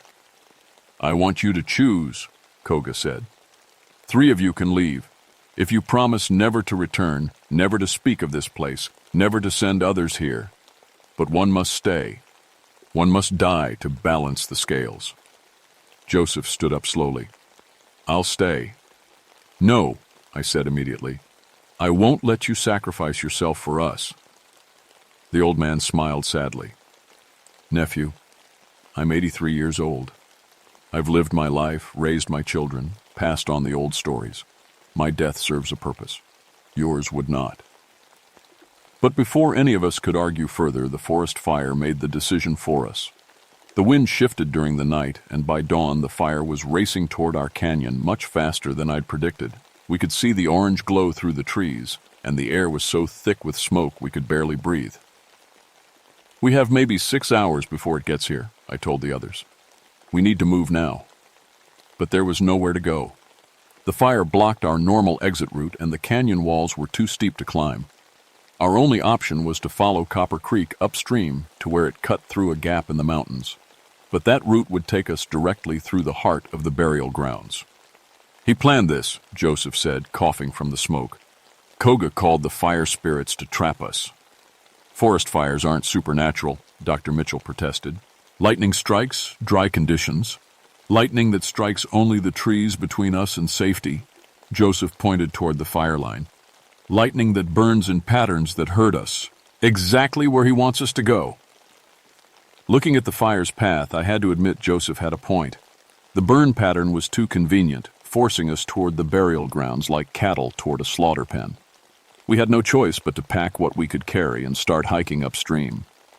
The trail followed Copper Creek through increasingly ancient Cherokee sites, stone circles, burial mounds, ceremonial platforms carved from living rock. With each step, the temperature seemed to drop, until we were shivering despite the approaching fire. Amy was the next to go. She was bringing up the rear, maybe 20 yards behind the rest of us, when we heard her scream. By the time we turned around, she was on her knees beside the creek, aging rapidly as we watched. Her blonde hair went gray, then white. Her smooth face cracked with wrinkles, her young body bent and withered. Standing over her was Koga in his human form, his hand pressed against her chest. We could see the glow of stolen life force flowing from Amy into him, making his own skin shine with copper-colored light. "Stop!" Dr. Mitchell shouted, running toward them. But Koga held up his free hand, and ravens began pouring out of the trees. Hundreds of them, diving at Dr. Mitchell, driving her back with their claws and beaks. By the time the ravens dispersed, Amy was dead, aged to dust beside the creek, her heart gone. Koga stood over her remains, looking younger and stronger than before. "Two choices remain," he said calmly. "The fire approaches. Decide quickly." That's when Joseph surprised us all. Instead of backing away, the old man walked directly toward Koga. From his medicine bag, he pulled out what looked like a piece of copper ore, green and glowing with the same light we'd seen in the canyon walls. "You know what this is," Joseph said in Cherokee. Koga's glowing eyes narrowed. "Sacred copper from the heart of the mount. The spirits bound you to this place with such stones. And sacred copper can unbind you," Joseph replied. He began chanting in Cherokee, words so old I could barely follow them. The copper in his hand began to glow brighter, and I could see Koga actually flinching back. "You cannot banish me, old man. I am too strong now, fed on too many years of stolen life." But Joseph kept chanting, and the copper kept glowing.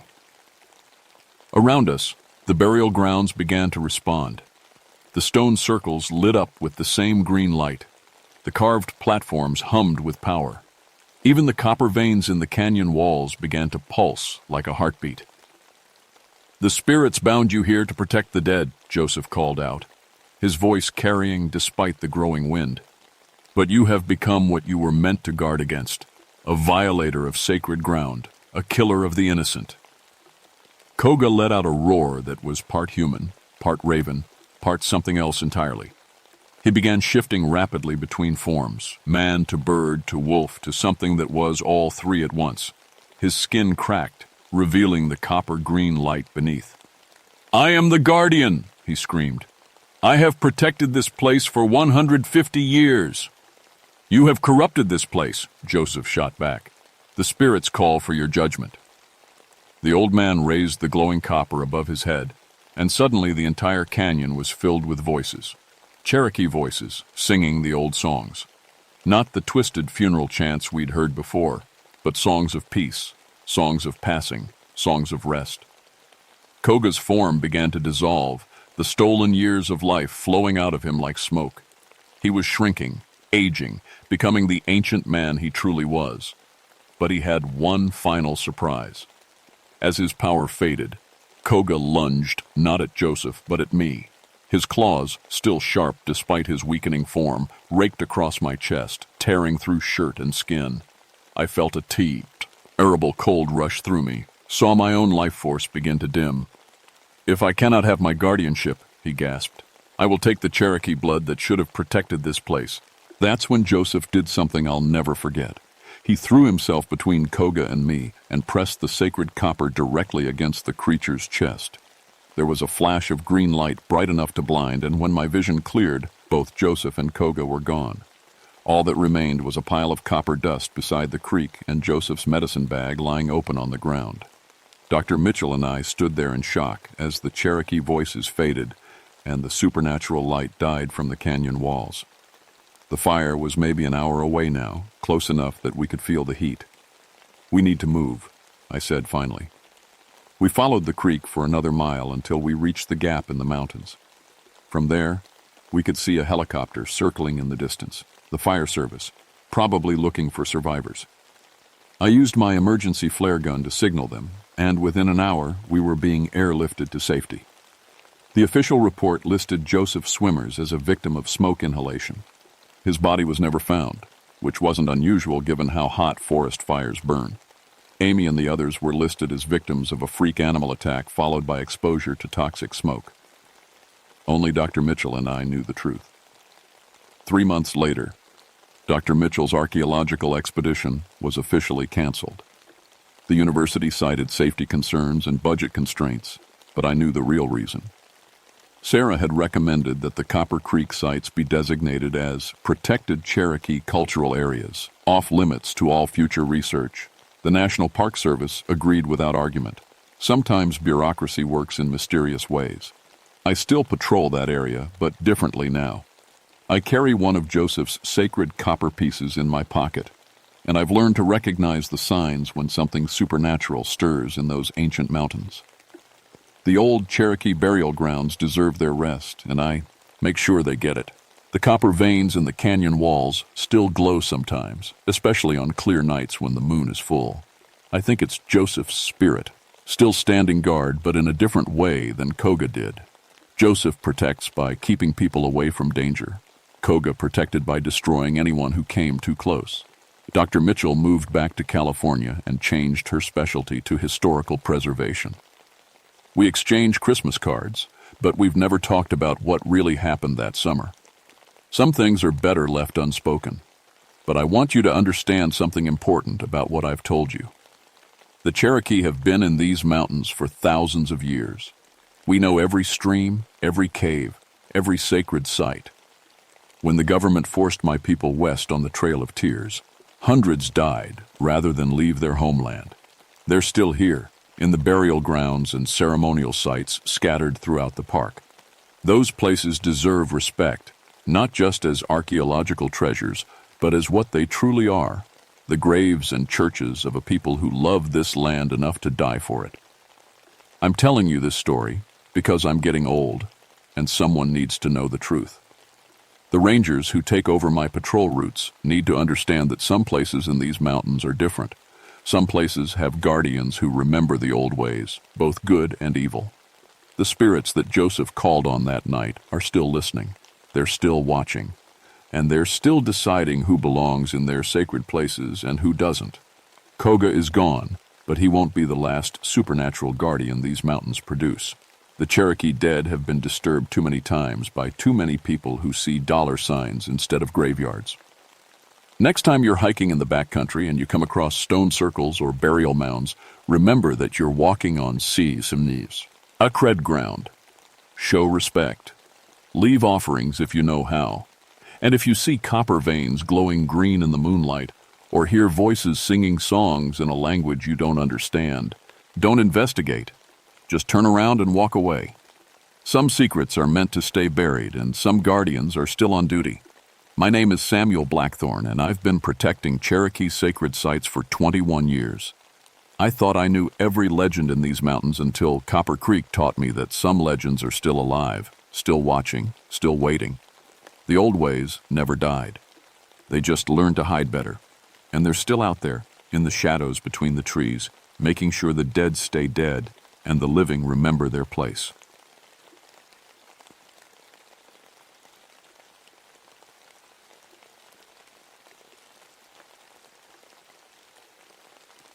My name is Jonathan Whitehawk. I've been a park ranger for 14 years, and I thought I knew how to keep children safe in these mountains. Boy, was I wrong. I work in Pisgah National Forest in North Carolina. My beat is the Screaming Creek area, way up at 3,400 feet, where the air gets thin and the trees grow thick. It's beautiful country, especially in October when the leaves turn every color you can think of. That's when families come up from Charlotte and Asheville to see the fall colors and let their kids play by the creek. I'm Cherokee, from the Eastern Band, and my grandmother used to tell me stories about these mountains when I was little. She'd talk about the little people, spirits that looked like children, but weren't really children at all. Back then I thought they were just stories to keep kids from wandering off alone. I should have listened better. See, Screaming Creek got its name back in 1920. A school bus full of kids was crossing the old wooden bridge during a flash flood. The bridge washed out and the bus went into the water. 17 children drowned that day. They never found all the bodies. The creek was running too fast and too deep. People say that's why it sounds like screaming sometimes, especially when the wind hits the water just right. But I'm a practical man. I've got 2 kids of my own, Sarah, who's 8, and Tommy, who's 6. Before I became a ranger, I worked as a social worker helping kids who'd been hurt or lost. I know what real danger looks like, and it's not ghosts or spirits. It's careless adults who don't watch their children around fast water. That's what I thought anyway. The first weird thing happened on a Tuesday in early October. The weather was perfect, sunny and warm, but with that crisp feeling that makes you want to hike all day. I was doing my usual morning check of the recreation area when I found something odd. Someone had built a little dam across the creek using rocks and sticks. Not unusual. Kids do that all the time. But this dam was different. It was perfectly built, like an engineer had designed it. And it was built in the exact spot where the old school bus had gone into the water 73 years ago. I took it apart, thinking some clever kid had made it. But as I moved the rocks, I found something that made my skin crawl. Underneath the biggest stone was a small slate chalkboard, the kind they used in schools back in the 1920s. The slate was clean and dry, even though it had been underwater. Written on it in perfect white chalk were the words, "Come play with us." I've seen a lot of strange things in 14 years of ranger work. Bears that walk right up to your truck. Lightning that strikes the same tree 5 times in one storm.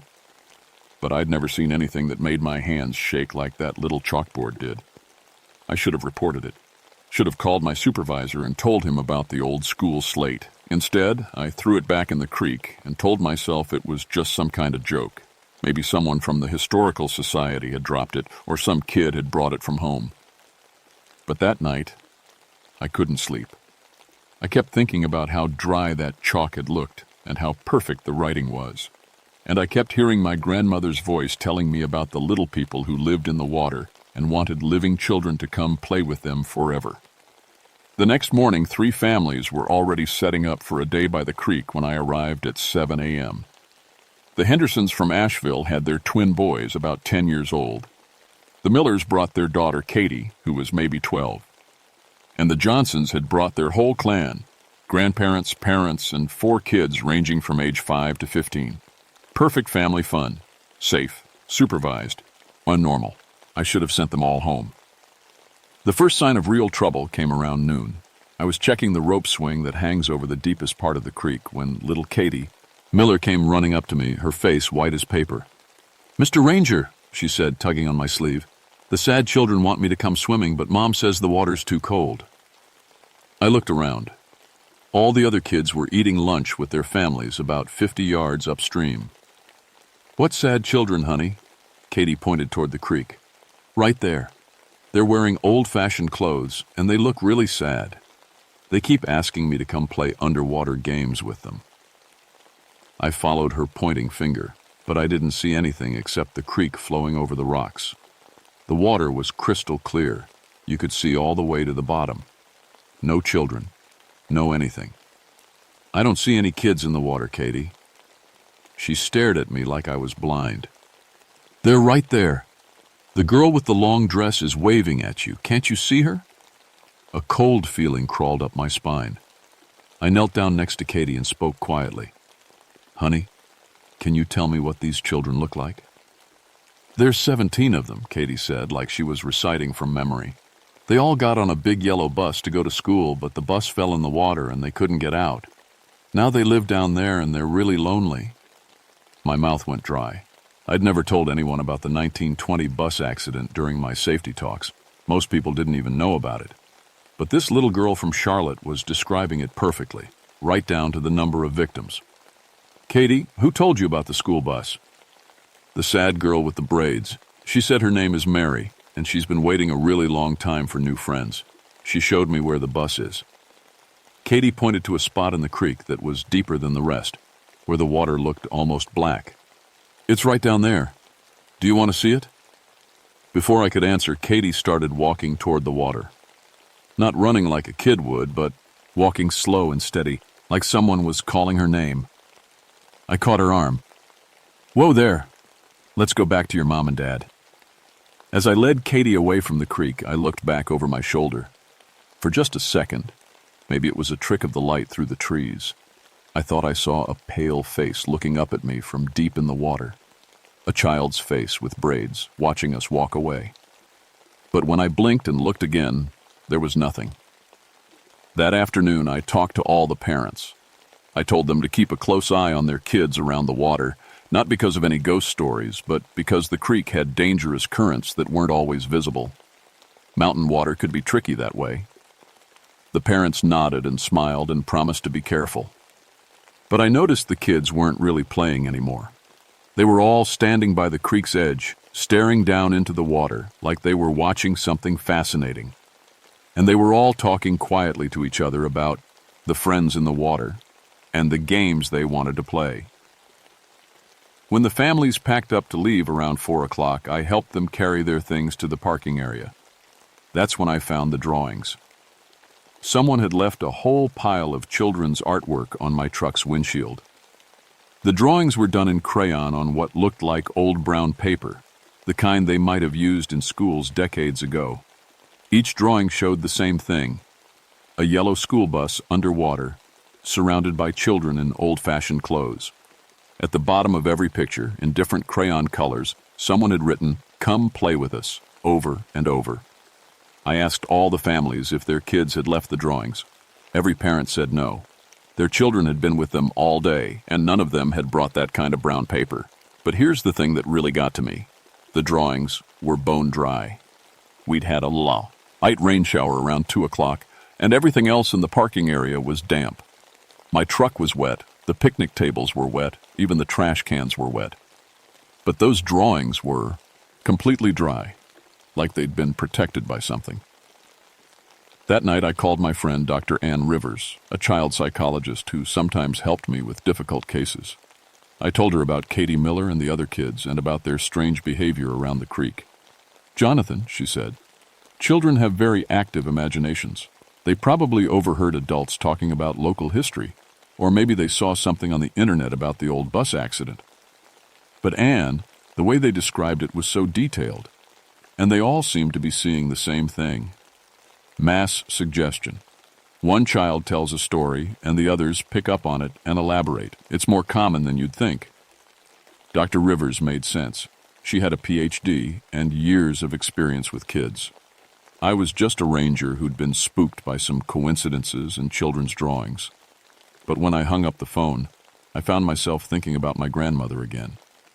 She'd always said that children could see things adults couldn't, that their eyes weren't clouded yet by too much logic and not enough wonder. Maybe some kinds of wonder weren't the good kind. 3 days later, the Johnson family came back. They'd enjoyed their first visit so much that they wanted to try camping overnight in the designated area about half a mile upstream from where the old bus had gone down. I should have said no. Should have told them the camping area was closed for maintenance, or that bears had been spotted, or any lie that would have kept them away. Instead, I helped them set up their tents. The Johnsons had 4 kids: 15-year-old Jake, 12-year-old Emma, 8-year-old Mason, and little 5-year-old Lucy. They were good kids from a good family. Mr. Johnson was a pastor from Hickory, and Mrs. Johnson taught Sunday school. They were the kind of people who said grace before meals and made sure their kids said yes, sir, and no, ma'am. Perfect family. The kind that trusted their children to be good and stay safe. I finished helping them set up camp around 6 p.m. and told them I'd check on them first thing in the morning. The sun was setting behind the mountains, and the temperature was dropping fast the way it does in October. Good sleeping weather, I told them. I should have stayed all night. Around 2 a.m., my radio crackled to life. It was Mr. Johnson, and he sounded scared. "Ranger Whitehawk, we need help up here. My kids are acting really strange, and I can't wake up my wife." I threw on my clothes and drove up to their campsite as fast as I could on the winding dirt road.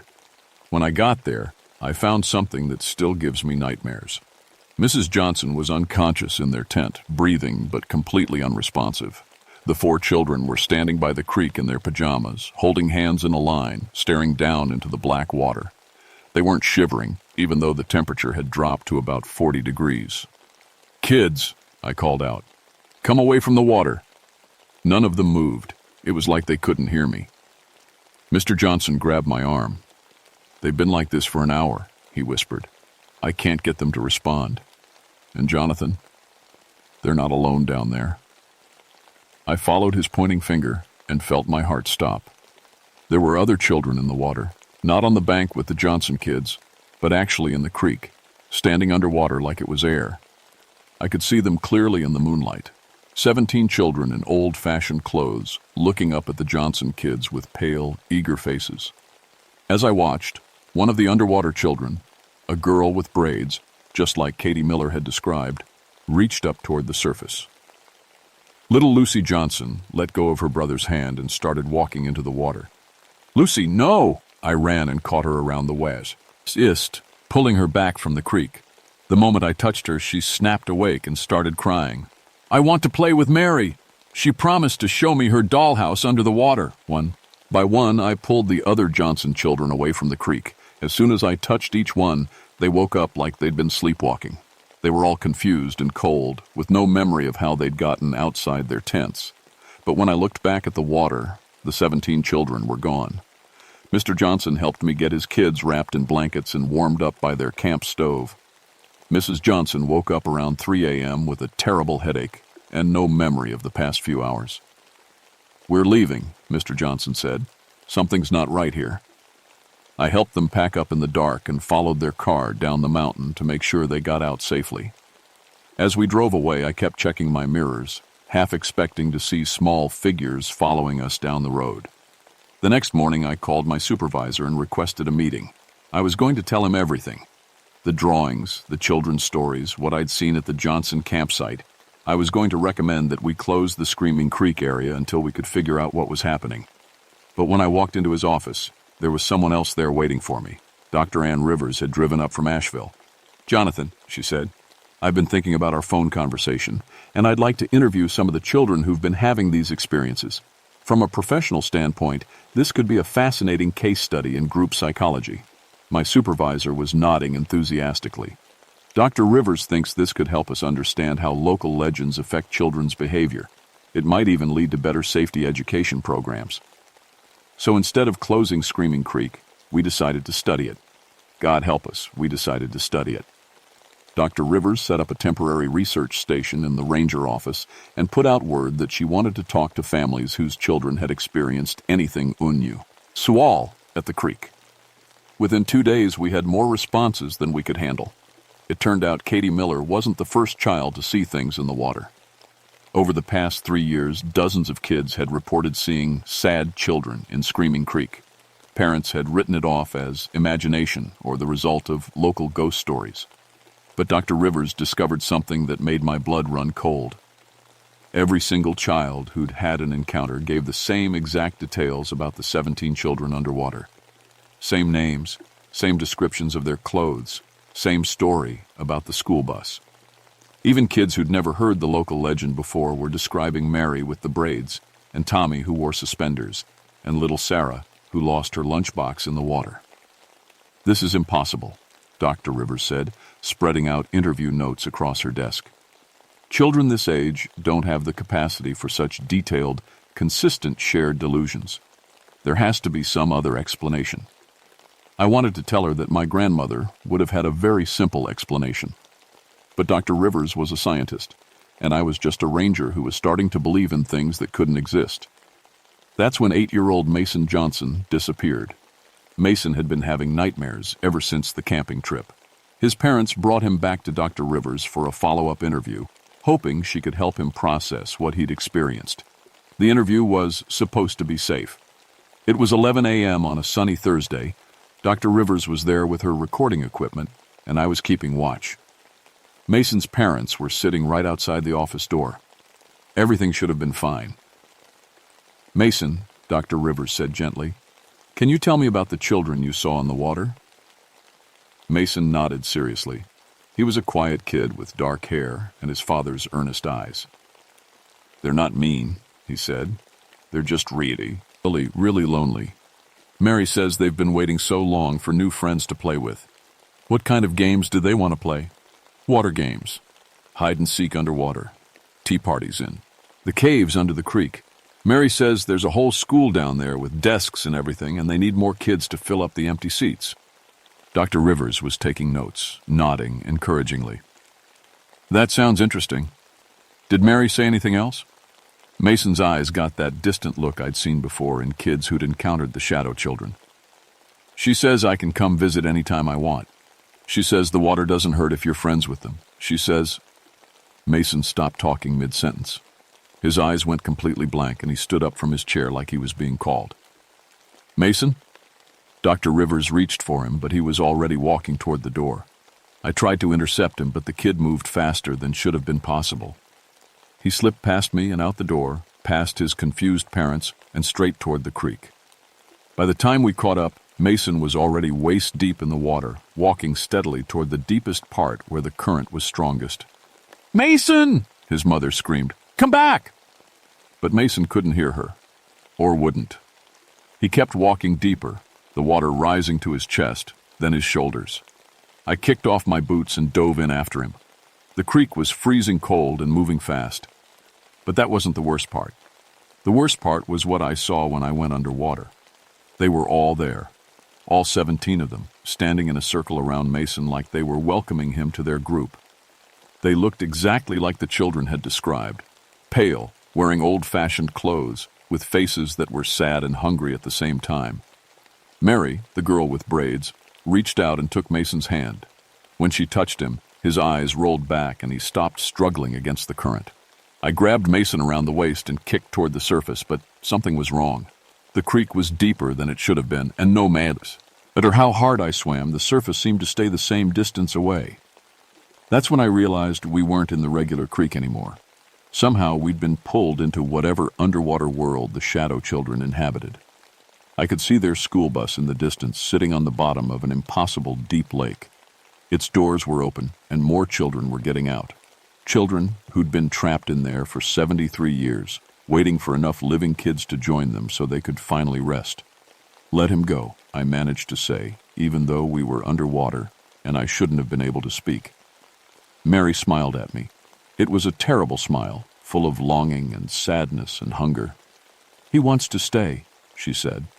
"They all want to stay once they see how much fun we have down here. He's got a family, parents who love him." "So did we," said a boy in suspenders who must have been Tommy. "But nobody remembered us for very long. Nobody visits our graves or says our names. At least if he stays, we won't be forgotten." I looked at Mason. His eyes were open but empty, like he was sleepwalking. The shadow children were doing something to his mind, making him forget about his life above the water. That's when I remembered something my grandmother had taught me when I was Mason's age. Cherokee families have protection songs, chants that are supposed to keep evil spirits away from children. I'd thought they were just cultural traditions, but desperate people will try anything. I started singing the old song in Cherokee, the way my grandmother had taught me. It was about water and safety, about keeping children anchored to the living world. The effect was immediate. The shadow children hissed and backed away from the sound. Mary's grip on Mason loosened, and I saw his eyes start to clear. I kept singing and swam harder toward what I hoped was the surface. The shadow seen. Hildren followed us, reaching out with their pale hands, but they couldn't touch us while I was chanting the protection song. We broke the surface in the real creek, and I dragged Mason to the bank where Dr. Rivers and his parents were waiting. Mason was unconscious but breathing. We got him to the hospital in Asheville, where he spent 2 days in intensive care. The doctors said he'd nearly drowned and was suffering from severe hypothermia, but there was no permanent damage. When he woke up, Mason had no memory of going into the water. He remembered talking to Dr. Rivers and then waking up in the hospital. Everything in between was gone. But that night, as his family prepared to take him home, Mason asked his mother a question that made my skin crawl. "Mom," he said, "who is Mary? She keeps appearing in my room and asking when I'm coming back to play." Dr. Rivers drove back to Charlotte the next morning. She packed up her research equipment and told my supervisor that she was discontinuing the study. "There are some things," she said, "that science isn't equipped to understand." 2 days later, I found her body in Screaming Creek. Dr. Ann Rivers had come back alone in the middle of the night without telling anyone. The official report said she'd slipped on the wet rocks and drowned in the current. Accidental death. But I knew better. I found her notebook in her car, parked by the trailhead. The last entry was written in shaky handwriting, like she'd been scared or in a hurry. "The children are real, all 17 of them. They've been waiting for decades to complete their class, 20 students total. They need 3 more living children to join them before they can rest. They're getting stronger, more desperate. The living children they've touched all have a connection now. They'll keep coming back until the shadow children get what they need. The only way to stop them is to... The entry ended there, but at the bottom of the page, in different ink, someone had written, Dr. Rivers makes 18, only 2 more to go. I closed Screaming Creek recreation area that same day. Posted signs, put up barriers, called in favors to get it officially designated as unsafe due to dangerous geological conditions. My supervisor wasn't happy, but he trusted my judgment after 14 years of good service. For a while, it worked. Families stayed away, and the strange incidents stopped. But every October, when the leaves turn and the air gets crisp, I still get calls. Parents whose children wake up talking about Mary and Tommy and the other sad children who live in the water. Kids who draw pictures of school buses underwater and ask when they can go back to visit their new friends. The shadow children are patient. They've been waiting for 73 years. They can wait a little longer. Last month, I got a letter from Mason Johnson's mother. Mason is 12 now, and he's been having the dreams again. Dreams about Mary with the braids, calling his name from deep underwater. Dreams about a school where the lessons never end and recess lasts forever. We moved to Florida, Mrs. Johnson wrote. We thought distance would help, but last week Mason walked into the ocean in his sleep. A lifeguard found him 100 yards from shore, standing on the bottom, holding his breath like he was having a conversation with someone. When they pulled him out, he kept asking why Mary couldn't visit him there. I know what's happening. The shadow children marked Mason when they touched him. No matter where he goes, they'll keep calling to him. And someday, when his guard is down or his parents aren't watching, he'll answer that call. I've tried to warn other families, but who's going to believe a story about ghost children who live in a creek? Most people think I'm just a ranger who's been in the woods too long, telling tall tales to keep kids away from dangerous water. Maybe they're right. Maybe I've let local legends and coincidences turn me into a paranoid old man who sees ghosts where there are only shadows. But every night, I dream about Dr. Rivers walking into that creek in the darkness, following voices only she could hear. And I wake up wondering how many other people have heard those voices over the years. How many accidental drownings and tragic slips have really been the shadow children collecting what they need. The official count is 18 now, only 2 more to go. I'm retiring next month. 40 years old, and I'm done with these mountains. My replacement is a young guy fresh out of forestry school, full of enthusiasm and scientific explanations for everything. He thinks the old stories are charming local folklore. I haven't told him about the shadow children. I've just left him detailed notes about water safety and the importance of keeping families away from isolated swimming areas. Let him figure out the rest on his own, the way I did. Before I go, I'm having one last conversation with my grandmother. She's 93 now and lives in the Cherokee nursing home in Cherokee, North Carolina. Her mind comes and goes, but when I told her about Screaming Creek, her eyes got sharp and clear. The little people, she said, nodding. I wondered when they'd get tired of waiting. Grandmother, how do we stop them? She looked at me for a long moment. You can't stop them, Jonathan. You can only protect the living children from hearing their call. But the shadow children will keep trying until they get what they need. It's their nature. What do they need? 20 students, a full class. When they have that, they can rest and stop hunting, but until then... She shrugged sadly. Every generation has to learn the lesson again. So that's my warning to you. If you have children, teach them about water safety. Teach them about the dangers of swift currents and deep holes and slippery rocks. But also teach them that some voices calling from the water aren't meant to be answered. Some friends aren't meant for this world. And if they ever tell you about sad children who once need them to come and play underwater games, believe them, and keep them far away from any place called Screaming Creek. My name is Jonathan Whitehawk. I've been a park ranger for 14 years, and I thought I knew how to keep children safe in these mountains. I was wrong about a lot of things, but I was right about one. There are some dangers you can't see coming, and some hungers that wait longer than human lives. The shadow children are still out there, still waiting, still calling. Don't let your children answer.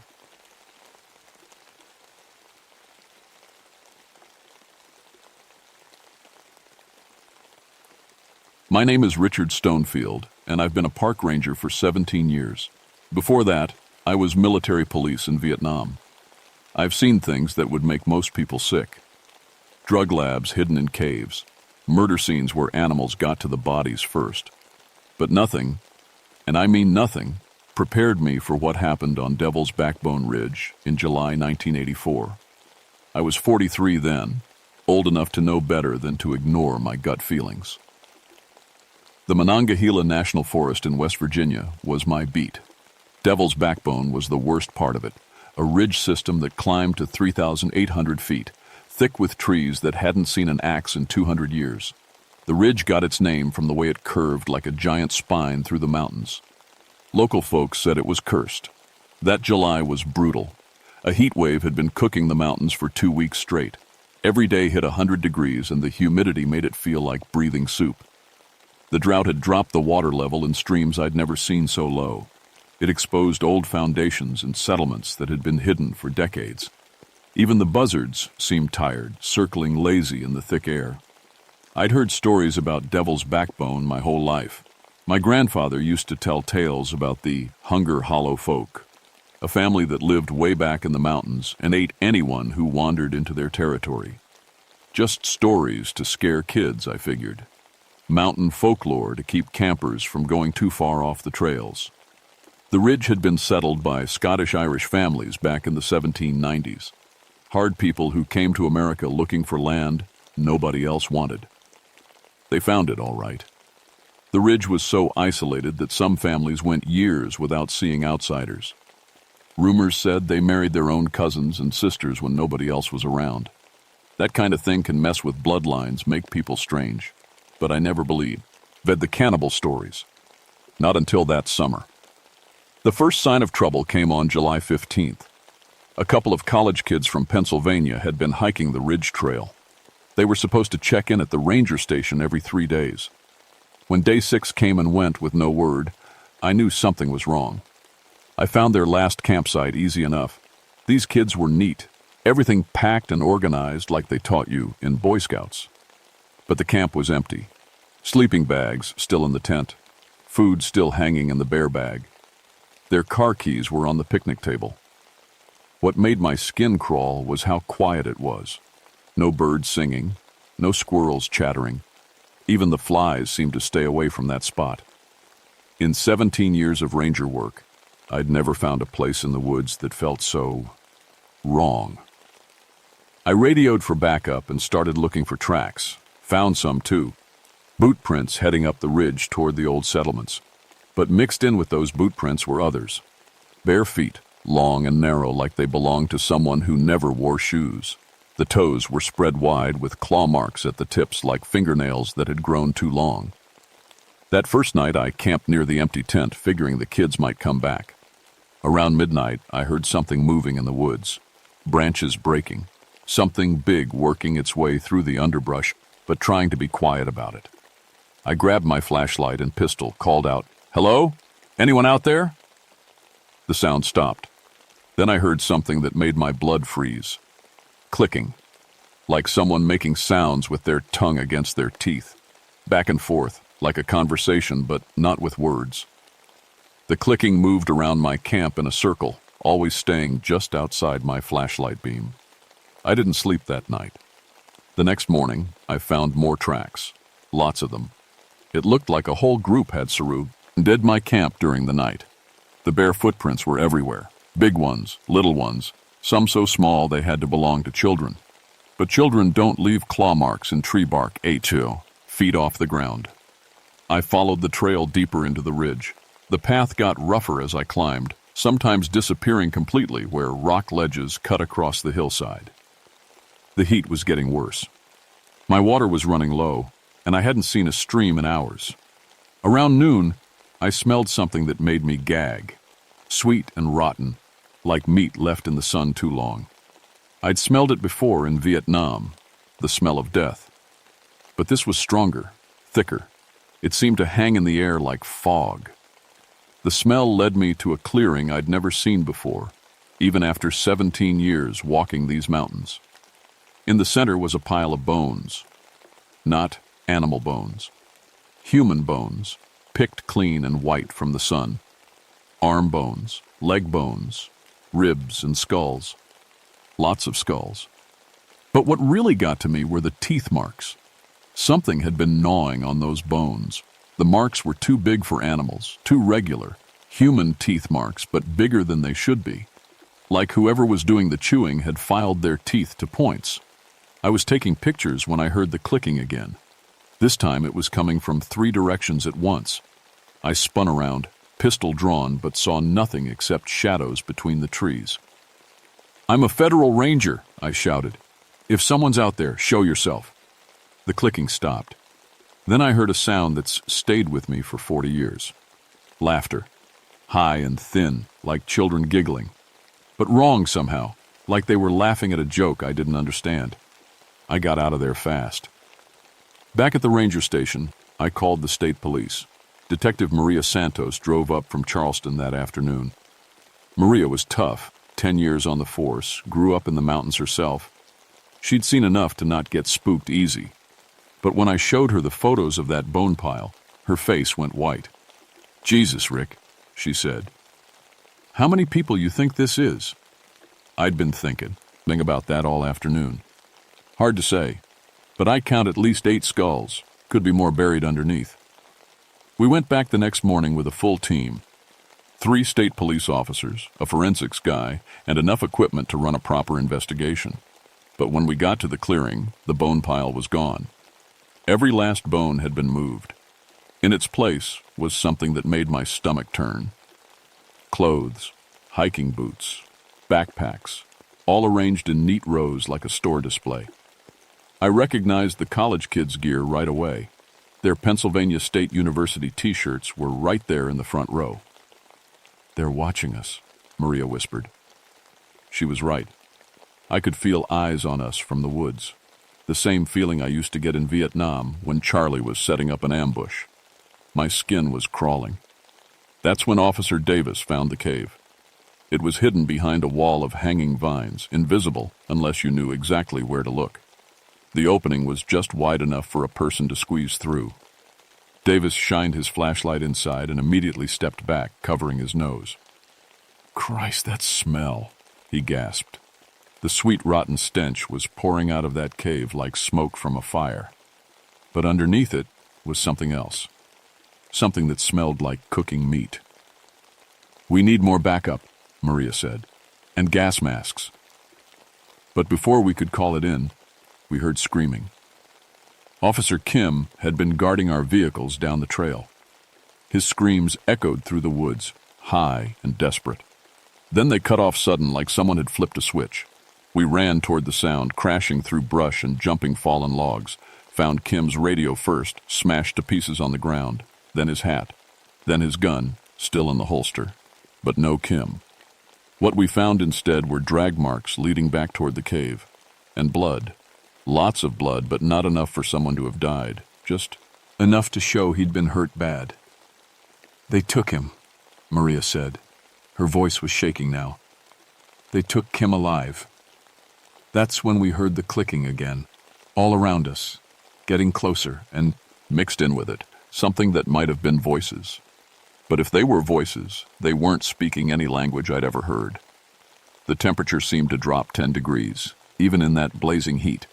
Flies started swarming around us like we were already dead meat. "Back to back," I ordered. "Move toward the vehicles. Stay together." But the vehicles were gone. Cut brake lines, slashed tires, distributor caps ripped out. Whoever was out there knew enough about cars to make sure we weren't driving anywhere. We were trapped on Devil's Backbone Ridge with something that collected human bones and took people alive into caves that smelled like a slaughterhouse. And somewhere in those caves, Kim was probably still screaming. We made it back to the ranger station just as the sun was going down. I'd never been so glad to see electric lights and radio equipment in my life. Maria got on the horn to Charleston right away, calling for helicopter backup and a full tactical team. But the radio was full of static. Every frequency. like something was jamming the signal. "Could be the weather," Officer Davis said, but he didn't sound convinced. The other officers, Martinez and Johnson, were checking their weapons and looking nervous. "We need to get Kim back," Maria said. "He could still be alive." I knew she was right, but I also knew we were dealing with something that didn't follow normal rules. 17 years in these mountains, and I'd never seen anything move a pile of human bones overnight. Never seen anything that could coordinate an attack like that. We barricaded the ranger station as best we could, moved furniture against windows, checked all the locks, set up a watch rotation. But I kept thinking about those bare footprints circling my camp. Whatever was out there, they knew these woods better than we did. Around midnight, they came. It started with scratching sounds on the roof. Then the power went out. Emergency generator kicked in, but the lights kept flickering like something was messing with the wiring. Through the window, I saw them. Pale shapes moving between the trees, tall and thin, but wrong somehow, like people who had been stretched out too long. They moved too fast, covering ground in leaps that shouldn't have been possible. "How many?" Maria whispered. I counted at least 8, but in the flickering light, it was hard to be sure. They stayed just outside the range of our flashlights, clicking to each other like they were planning something. Then one of them stepped into the light. I've seen some ugly things in my time, but this was worse than ugly. It was what ugly becomes when it's had 200 years to get worse. The thing looked like it had been human once, but starvation and isolation had twisted it into something else. It was 7 feet tall and thin as a rail, with arms that hung down past its knees. The skin was white as fish belly, like it never saw sunlight. But the worst part was the face. Sunken cheeks, yellow eyes that reflected light like an animal's, and a mouth full of teeth that had been filed to sharp points. It was holding something in one of its long, fingered hands. Kim's badge. The thing tilted its head and made clicking sounds. The others in the trees clicked back. Then it opened its mouth and spoke. "Hungry," it said. The voice was like nails on a chalkboard. "Been hungry long time." "Where's Kim?" Maria shouted through the window. "What did you do with him?" The thing smiled, showing all those pointed teeth. "Fed the family, fed the children, still hungry." Then it was gone, moving faster than anything human should be able to move. The scratching sounds on the roof got louder, like they were trying to tear their way through the shingles. "They're coming in," Davis said. His rifle was shaking and hollow. His hands. Glass broke in the back room. Then more glass in the kitchen. Martinez fired 3 shots, the sound deafening in the small building. Something shrieked outside, high and angry. "Did you hit it?" Johnson asked. Martinez was staring out the broken window. "Yeah, but it didn't go down. Didn't even slow down much." That's when I realized we were dealing with something that bullets might not stop. These things had been surviving in the mountains for 2 centuries, eating anyone who came too close. They'd gotten strong in ways that didn't make sense. The front door started shaking like something was throwing itself against it. The barricade held, but barely. Furniture was sliding across the floor with each impact. "The cave," I said. "Kim's in that cave. If we're going to save him, it has to be now." "Are you crazy?" Davis asked. "Those things are out there waiting for us." "They're in here too," Maria said. She was right. Scratching sounds were coming from inside the walls now. They'd found a way into the building. I made the call. "We go out the back, head for the cave system, stay together, move fast, and don't stop shooting." We kicked out the back window and ran into the darkness. Behind us, the ranger station was full of clicking sounds and breaking glass.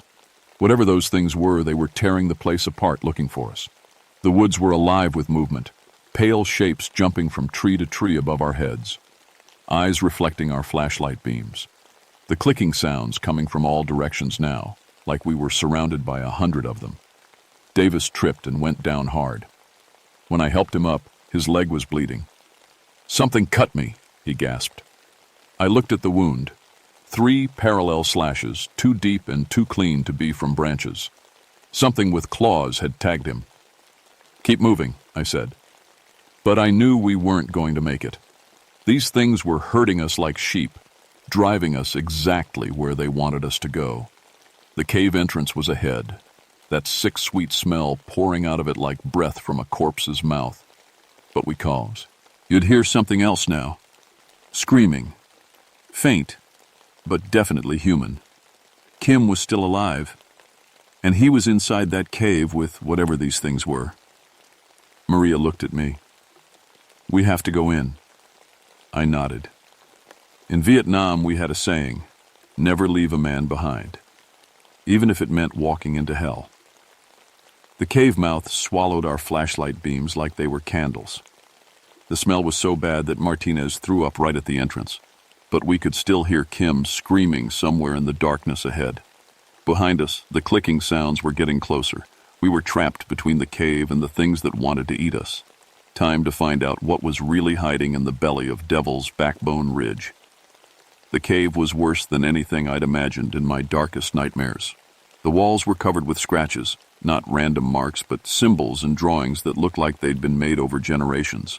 Stick figures of people being hunted, larger figures with pointed teeth eating smaller ones. A family tree drawn in what looked like dried blood. The deeper we went, the stronger the smell got. Sweet rot mixed with cooking meat and something else. Something like wet dog and old sweat. The smell of things that had lived too long without soap or sunlight. Our flashlights picked out details I wished I couldn't see. Piles of clothing from different decades, hiking gear from the 70s, military uniforms that looked Vietnam era, even older stuff that might have been from the 50s. All of it sorted and stacked like a museum display. Jesus Christ, Martinez whispered. How long have they been doing this?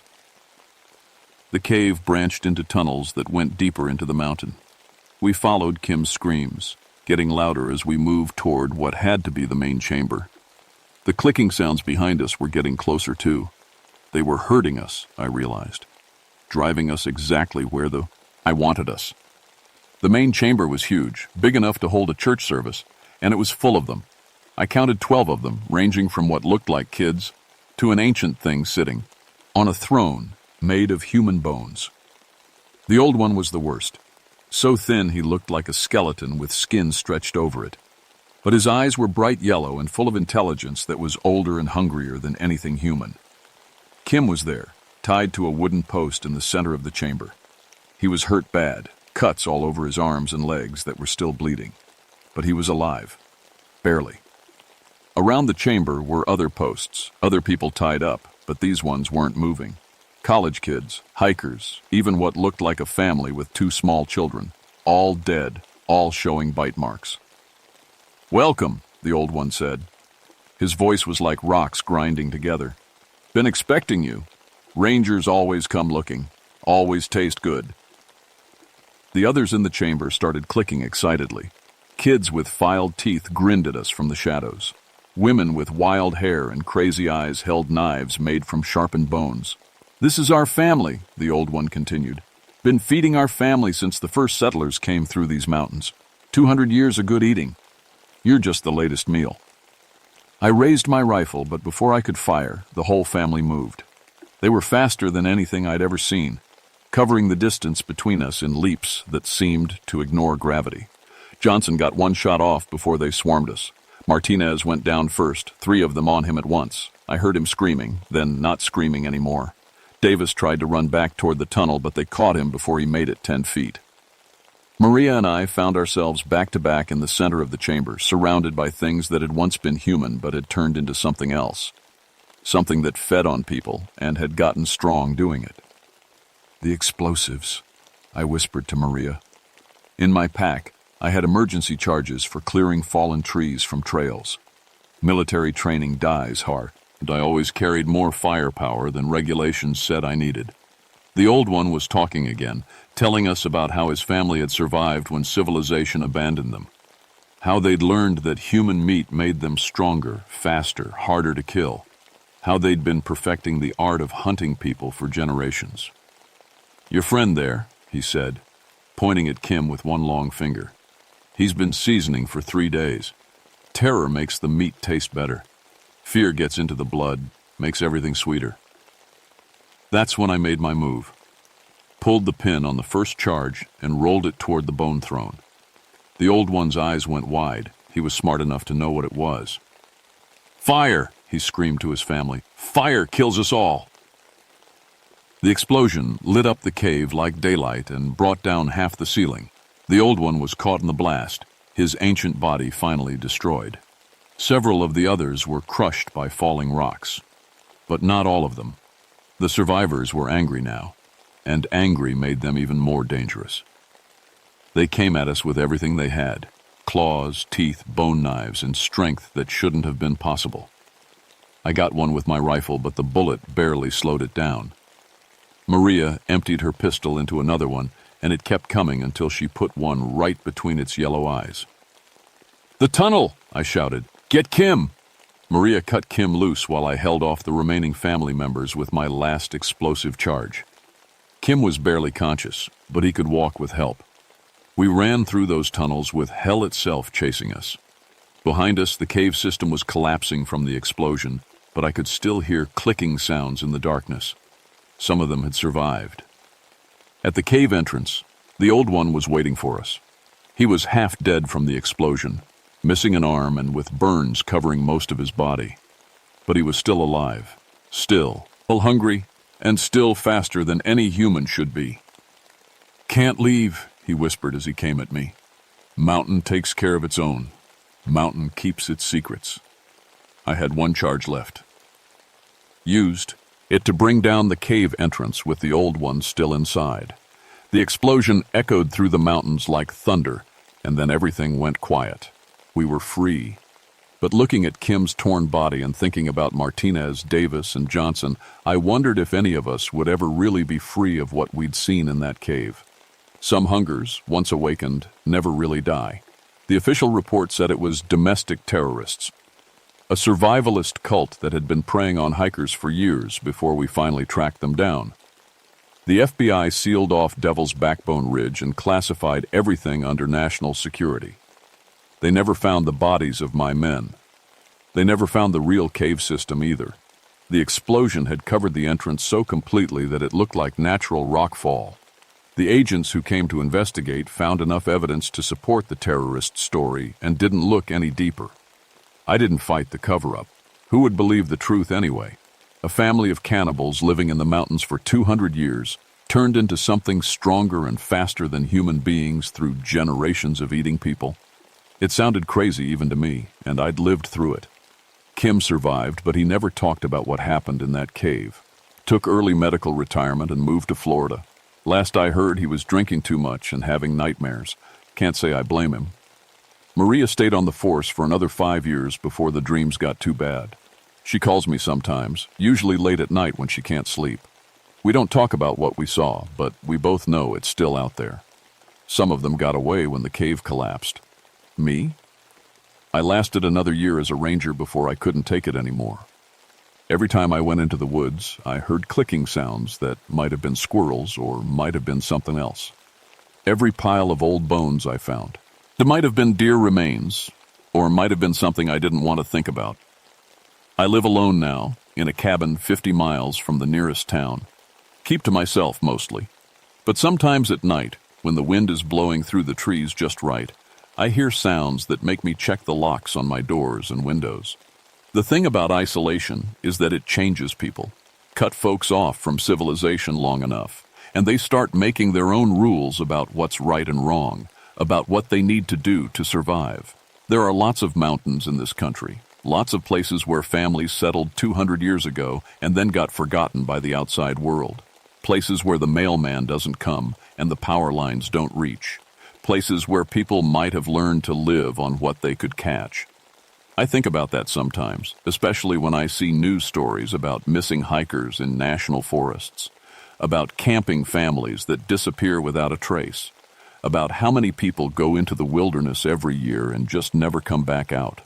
The officials always blame it on getting lost or wild animals or accidents, and maybe they're right most of the time. But sometimes I wonder if there are other places like Devil's Backbone Ridge, other families like the one we found, other caves full of sorted clothing and old bones. The hunger doesn't just go away because you kill the oldest one in the family. Hunger like that gets passed down from parent to child, generation after generation. It becomes part of who you are, part of what you need to stay alive. I've thought about going back to Devil's Backbone Ridge, taking better equipment, more men, finishing what we started.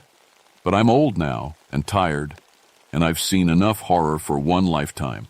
Besides, the mountain has had 40 years to heal from what we did to it. 40 years for the survivors to find new caves, start new families, teach their children the old ways of hunting. Some places in this world are meant to stay wild. Some families are meant to stay hidden. And sometimes the best thing you can do is leave them alone and hope they do the same for you. But if you're ever hiking in the deep mountains and you find a clearing where no birds sing, where the air smells sweet and rotten, where human bones are scattered like fallen leaves, don't investigate. Just turn around and walk away as fast as you can, because some hungers never die, and some families never forget the taste of fear. My name is Richard Stonefield, and that's what really happened on Devil's Backbone Ridge in the summer of 1984. I'm telling you this now because I'm old and won't be around much longer to tell it. But they will be. They'll always be out there, waiting in the deep places where civilization doesn't reach. Waiting and hungry and clicking to each other in the darkness between the trees.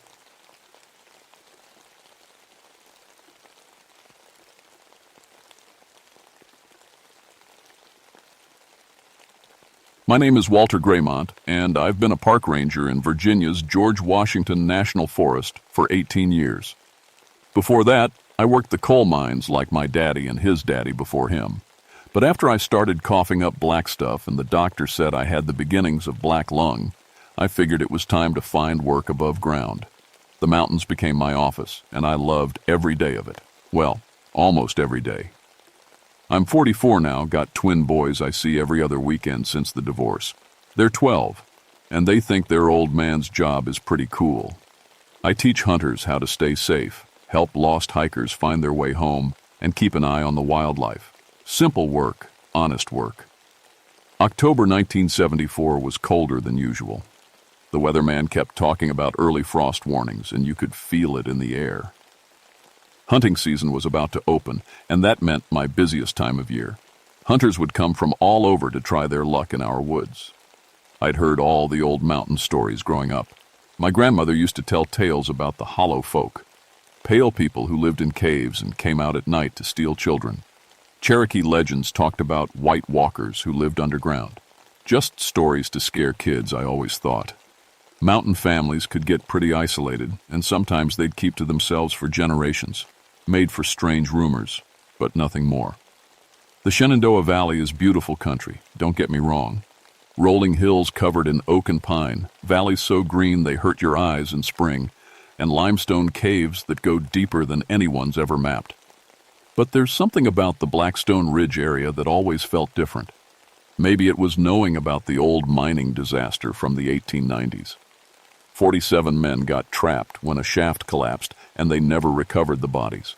Their families waited in Wyram. I did, but those miners were gone forever. The ridge sits at about 3,200 feet, and on foggy mornings you can barely see 10 feet in front of you.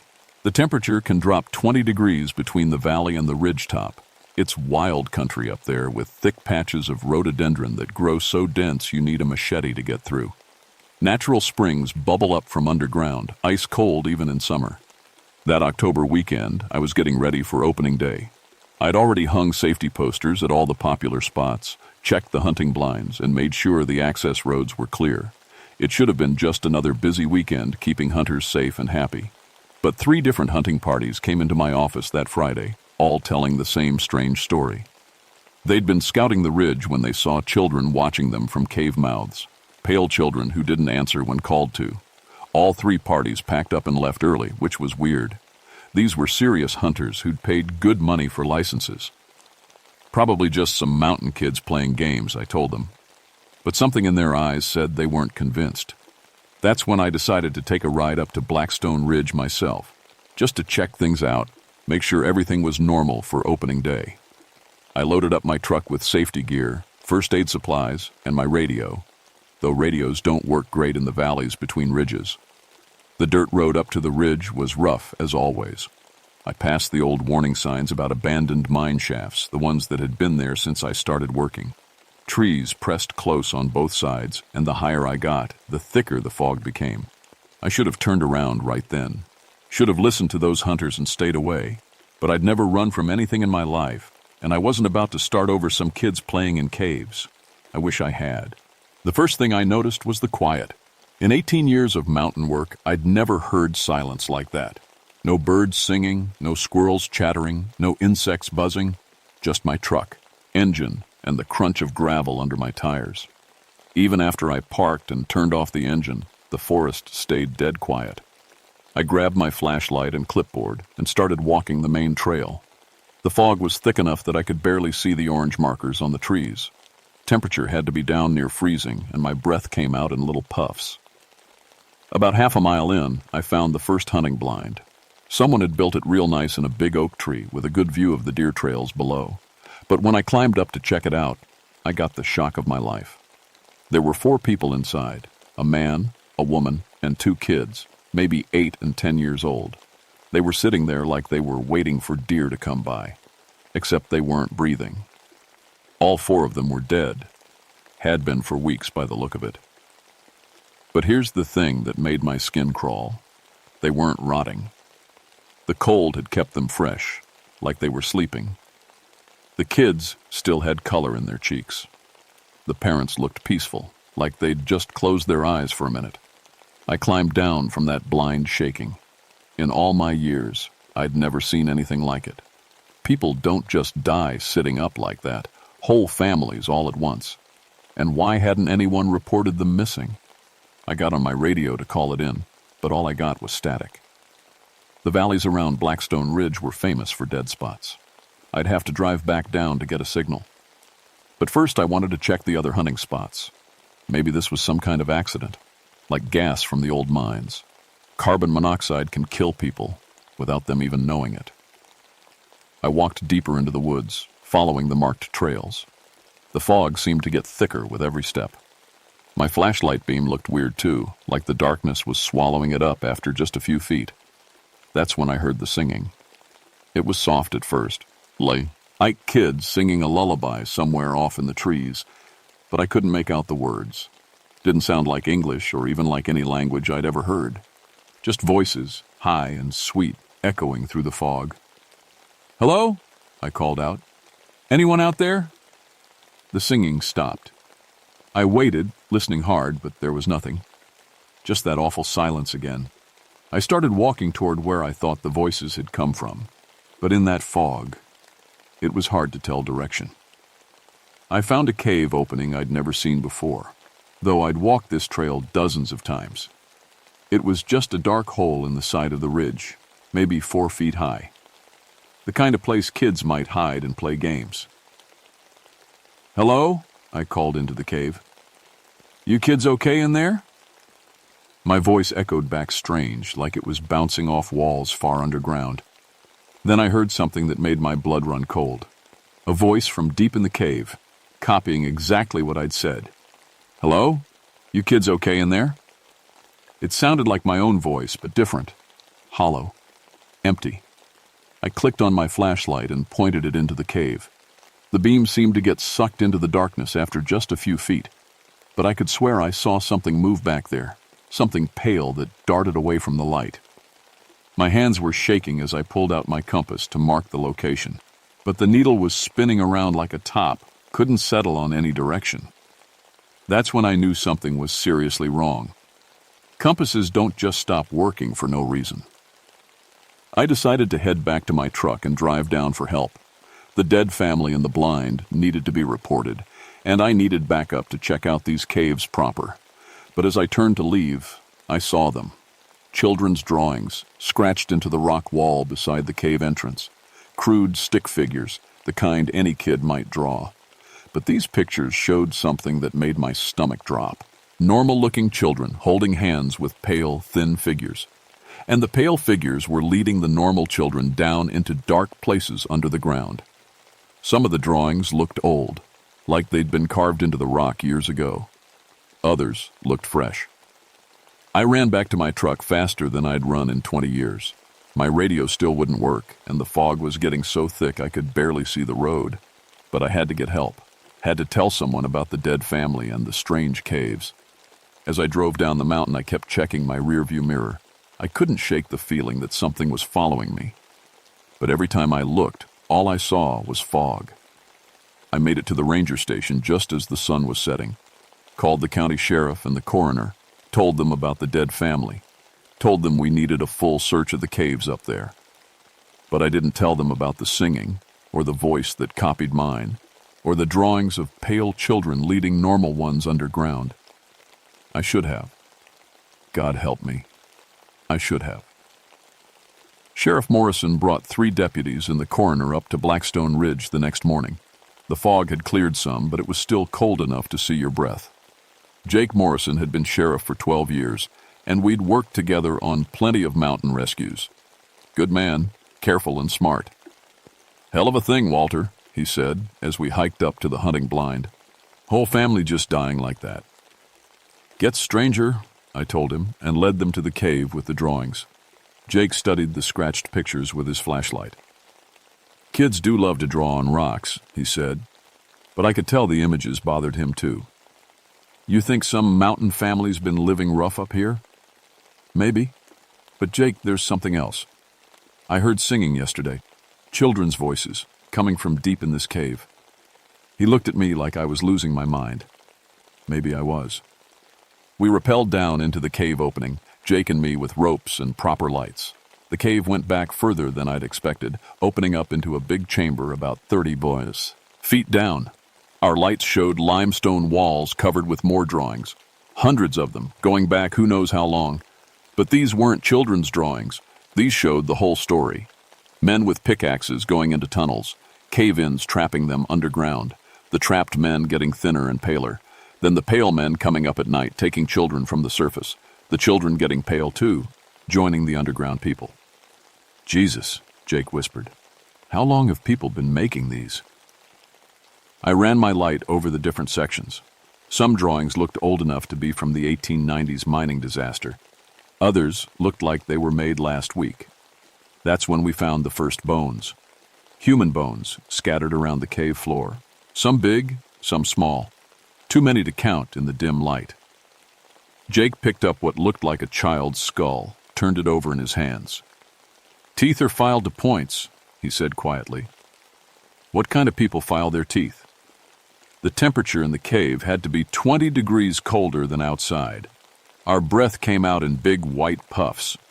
But there was something else making me shiver, the feeling that we weren't alone down there. Sheriff, one of his deputies called from deeper in the cave. You need to see this. We followed his voice through a narrow passage that opened into another chamber. This one had been lived in recently. Sleeping areas made from old blankets and animal skins. Crude tools carved from bone, and stacks of children's clothing, sorted by size. Fresh children's clothing. My God, Jake said. There really are people living down here. That's when we heard the singing again. Multiple voices this time, echoing from somewhere deeper in the cave system. That same strange lullaby, but now I could tell there were at least 6 or 7 different voices, all high and sweet, like children. But something about them made my skin crawl. Jake drew his service weapon. Hello, he called out. This is the sheriff. We need to talk to you. The singing stopped instantly. Then we heard something that made us all freeze. Footsteps. Bare feet running across stone, but moving faster than any human should be able to move in complete darkness. They know these tunnels, Jake whispered. We need backup. We started heading back toward the entrance, but the footsteps kept pace with us. Always just out of range of our flashlights, but we could hear them. Clicking sounds too, like someone making signals with their tongue. When we climbed back up to the surface, Jake got on his radio and called for the state police. We've got a possible kidnapping situation, he told them. Unknown number of suspects living in cave system. Request immediate assistance. While we waited for backup, Jake and I walked the area around the cave. That's when we found the trail. Footprints in the soft mud near a spring. Small feet, like children, but the toes were too long and spread too wide. The prints led from the cave to a spot where the ground was disturbed, like something had been buried recently. We dug down about 2 feet and found them. 3 backpacks, the kind kids carry to school. Inside were lunch boxes with food that had gone bad, homework with names on it, and school ID cards. Jenny Martinez, age 9. Tommy Chen, age 8. Sarah Williams, age 10. These kids were reported missing from Waynesboro 2 weeks ago, Jake said, checking his notebook. Bus stop disappearances, no witnesses. That's when I understood what we were dealing with. The old stories were real. There really were people living in these caves, and they'd been taking children from the surface for God knows how long. The state police arrived with dogs and spelunking equipment. But as we prepared to go back into the caves, something happened that changed everything. A scream echoed up from the cave entrance. High and terrified, definitely a child's voice. Then another scream, and another. "They've got kids down there right now," Jake say. "Aid." We didn't wait for the full team. Jake, 2 deputies, and I grabbed ropes and lights and went down into that cave faster than was safe. The screaming was coming from deeper in the system, from passages we hadn't explored yet. But as we rappelled down, I heard something else mixed in with the children's screams. Adult voices, clicking and whistling like some kind of language. And underneath it all, a sound that made my blood freeze. Chewing, like animals feeding. We were too late for some of those kids. But maybe, just maybe, we could save the others. If we lived long enough. The deeper we went, the more the cave system opened up. Our lights showed passages branching off in every direction, some heading down at sharp angles. The walls were covered with more drawings, but these were different. Newer. They showed pale figures with 2 big eyes and 2 long fingers, hunting normal people like animals. The screaming had stopped, but we could hear voices ahead. Children crying and those clicking, whistling sounds that might have been some kind of language. "Stay together," Jake whispered. "Don't let them separate us." We followed the main passage down, deeper into the mountain than I'd ever imagined it went. The air smelled like decay and something else. Something wrong. Then we saw the light ahead. Not electric light. Fire. Flickering orange light coming from a chamber so big our flashlight beams couldn't reach the ceiling. As we got closer, we could see figures moving around the fires. Small figures, pale as bone. Jake held up his hand, and we stopped. He peered around the corner, then motioned us forward. The chamber was huge, big as a church inside. Fires burned in stone rings around the space, and the smoke drifted up through cracks in the ceiling. But it was what the fires showed that made us all suck in our breath. There had to be 30 of them. Men, women, and children. But not like any humans I'd ever seen. They were pale as paper, so white they seemed to glow in the firelight. Their eyes were huge and black, taking up half their faces. Their fingers were long and bony, with nails grown out like claws, and their teeth, God, their teeth, filed down to sharp points like animals. They were gathered around something in the center of the chamber. As we watched, one of the pale children ran over to the group, carrying what looked like a human arm. An adult arm. "Jesus Christ," one of the deputies whispered. That's when we saw the cages. Along one wall of the chamber, crude cages made from old mine equipment and bones. In 3 of the cages, we could see children. Normal children, dirty and scared, but alive. "Jenny Martinez," Jake whispered, checking his notebook. "That's her, in the middle cage." The pale people, I couldn't think of them as human anymore, were preparing some kind of ritual. They'd arranged bones in patterns around their fires, and one of them, bigger than the others, was making sounds that might have been speech. The others repeated the sounds back. "We need to get those kids out," I said. "How?" Jake asked. "There's 30 of them, 4 of us, and they know every inch of this place." That's when the big one, their leader I guessed, turned and looked right at us. His eyes were like black holes in his white face. He opened his mouth and made a sound like no human throat should make, a shriek that echoed off the chamber walls and seemed to go right through my bones. All 30 of them turned toward us at once. "Run!" Jake said, We ran. Behind us came the sound of bare feet slapping against stone but moving too fast. They were following us through passages that were completely dark, but they didn't need light. They'd lived down here for generations. "This way," I yelled, trying to remember the path back to the surface. But in the dark, with adrenaline pumping, everything looked the same. One of the deputies, a young guy named Collins, fell behind. I heard him scream once, then a wet tearing so. Then nothing. "Keep moving," Jake shouted. We made it to a narrow passage that forced us to crawl. I went first, Jake behind me, Deputy Harris bringing up the rear. I could hear them behind us, clicking and whistling, but the passage was too narrow for them to move fast. Then Harris screamed.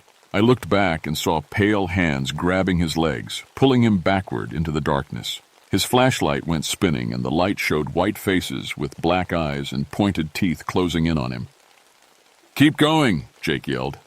We crawled faster than I thought possible, scraping our knees and elbows raw on the stone. Behind us, Harris's screams cut off suddenly. We made it to the main chamber where we'd first entered the cave system. But when we looked up at the rope we'd used to climb down, it was gone. "They cut our rope," Jake said. We were trapped 40 feet underground with those things between us and any other way out.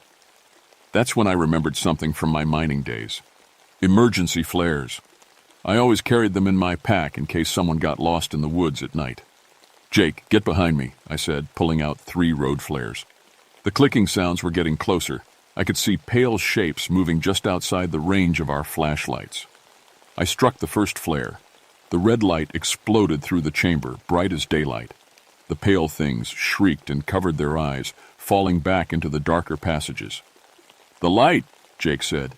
"It hurts them." I struck the second flare and threw it into the passage they'd come from.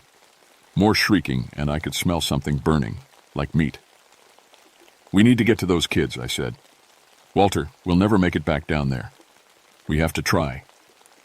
That's when we heard it. Children's voices coming from above us. Normal children's voices, crying for help. "Mister, help us, please." I looked up. There was another opening in the chamber ceiling, one we hadn't noticed before, and light was coming through it. Sunlight. "There's another way out," Jake said. Using the rope from our packs, we climbed up, toward the voices. The pale things followed us as far as they dared, but the flare light kept them back. We found ourselves in a different cave system, one that led directly to the surface. And in a natural chamber just below the entrance, we found them. 2 children, alive but terrified. Jenny Martinez and Tommy Chen. The third child, Sarah Williams, was there too, but she was dead, and she'd been partially eaten. "Don't look," I told Jake as we untied the living children. "Just get them out of here." We carried Jenny and Tommy up into daylight. They were in shock, couldn't tell us much about what had happened. But Jenny whispered one thing that I'll never forget. The pale children said they were lonely. They wanted us to stay and be their friends forever. As we reached the surface, I looked back into the cave. The pale things were down there, waiting for dark, waiting for another chance to come up and take more children. That's when their leader appeared at the cave mouth. He was bigger than the others, maybe 5 feet tall, but built like he was made of wire and bone. His skin was so pale it was almost transparent, and I could see dark veins underneath. But it was his eyes that got me. They were completely black, no whites at all, and they looked at me like I was something to eat. He tried to follow us into the sunlight. The sun hit his skin like acid. He screamed, and his white skin started to blister and smoke. But he kept coming, reaching for Jenny with those long, clawed fingers.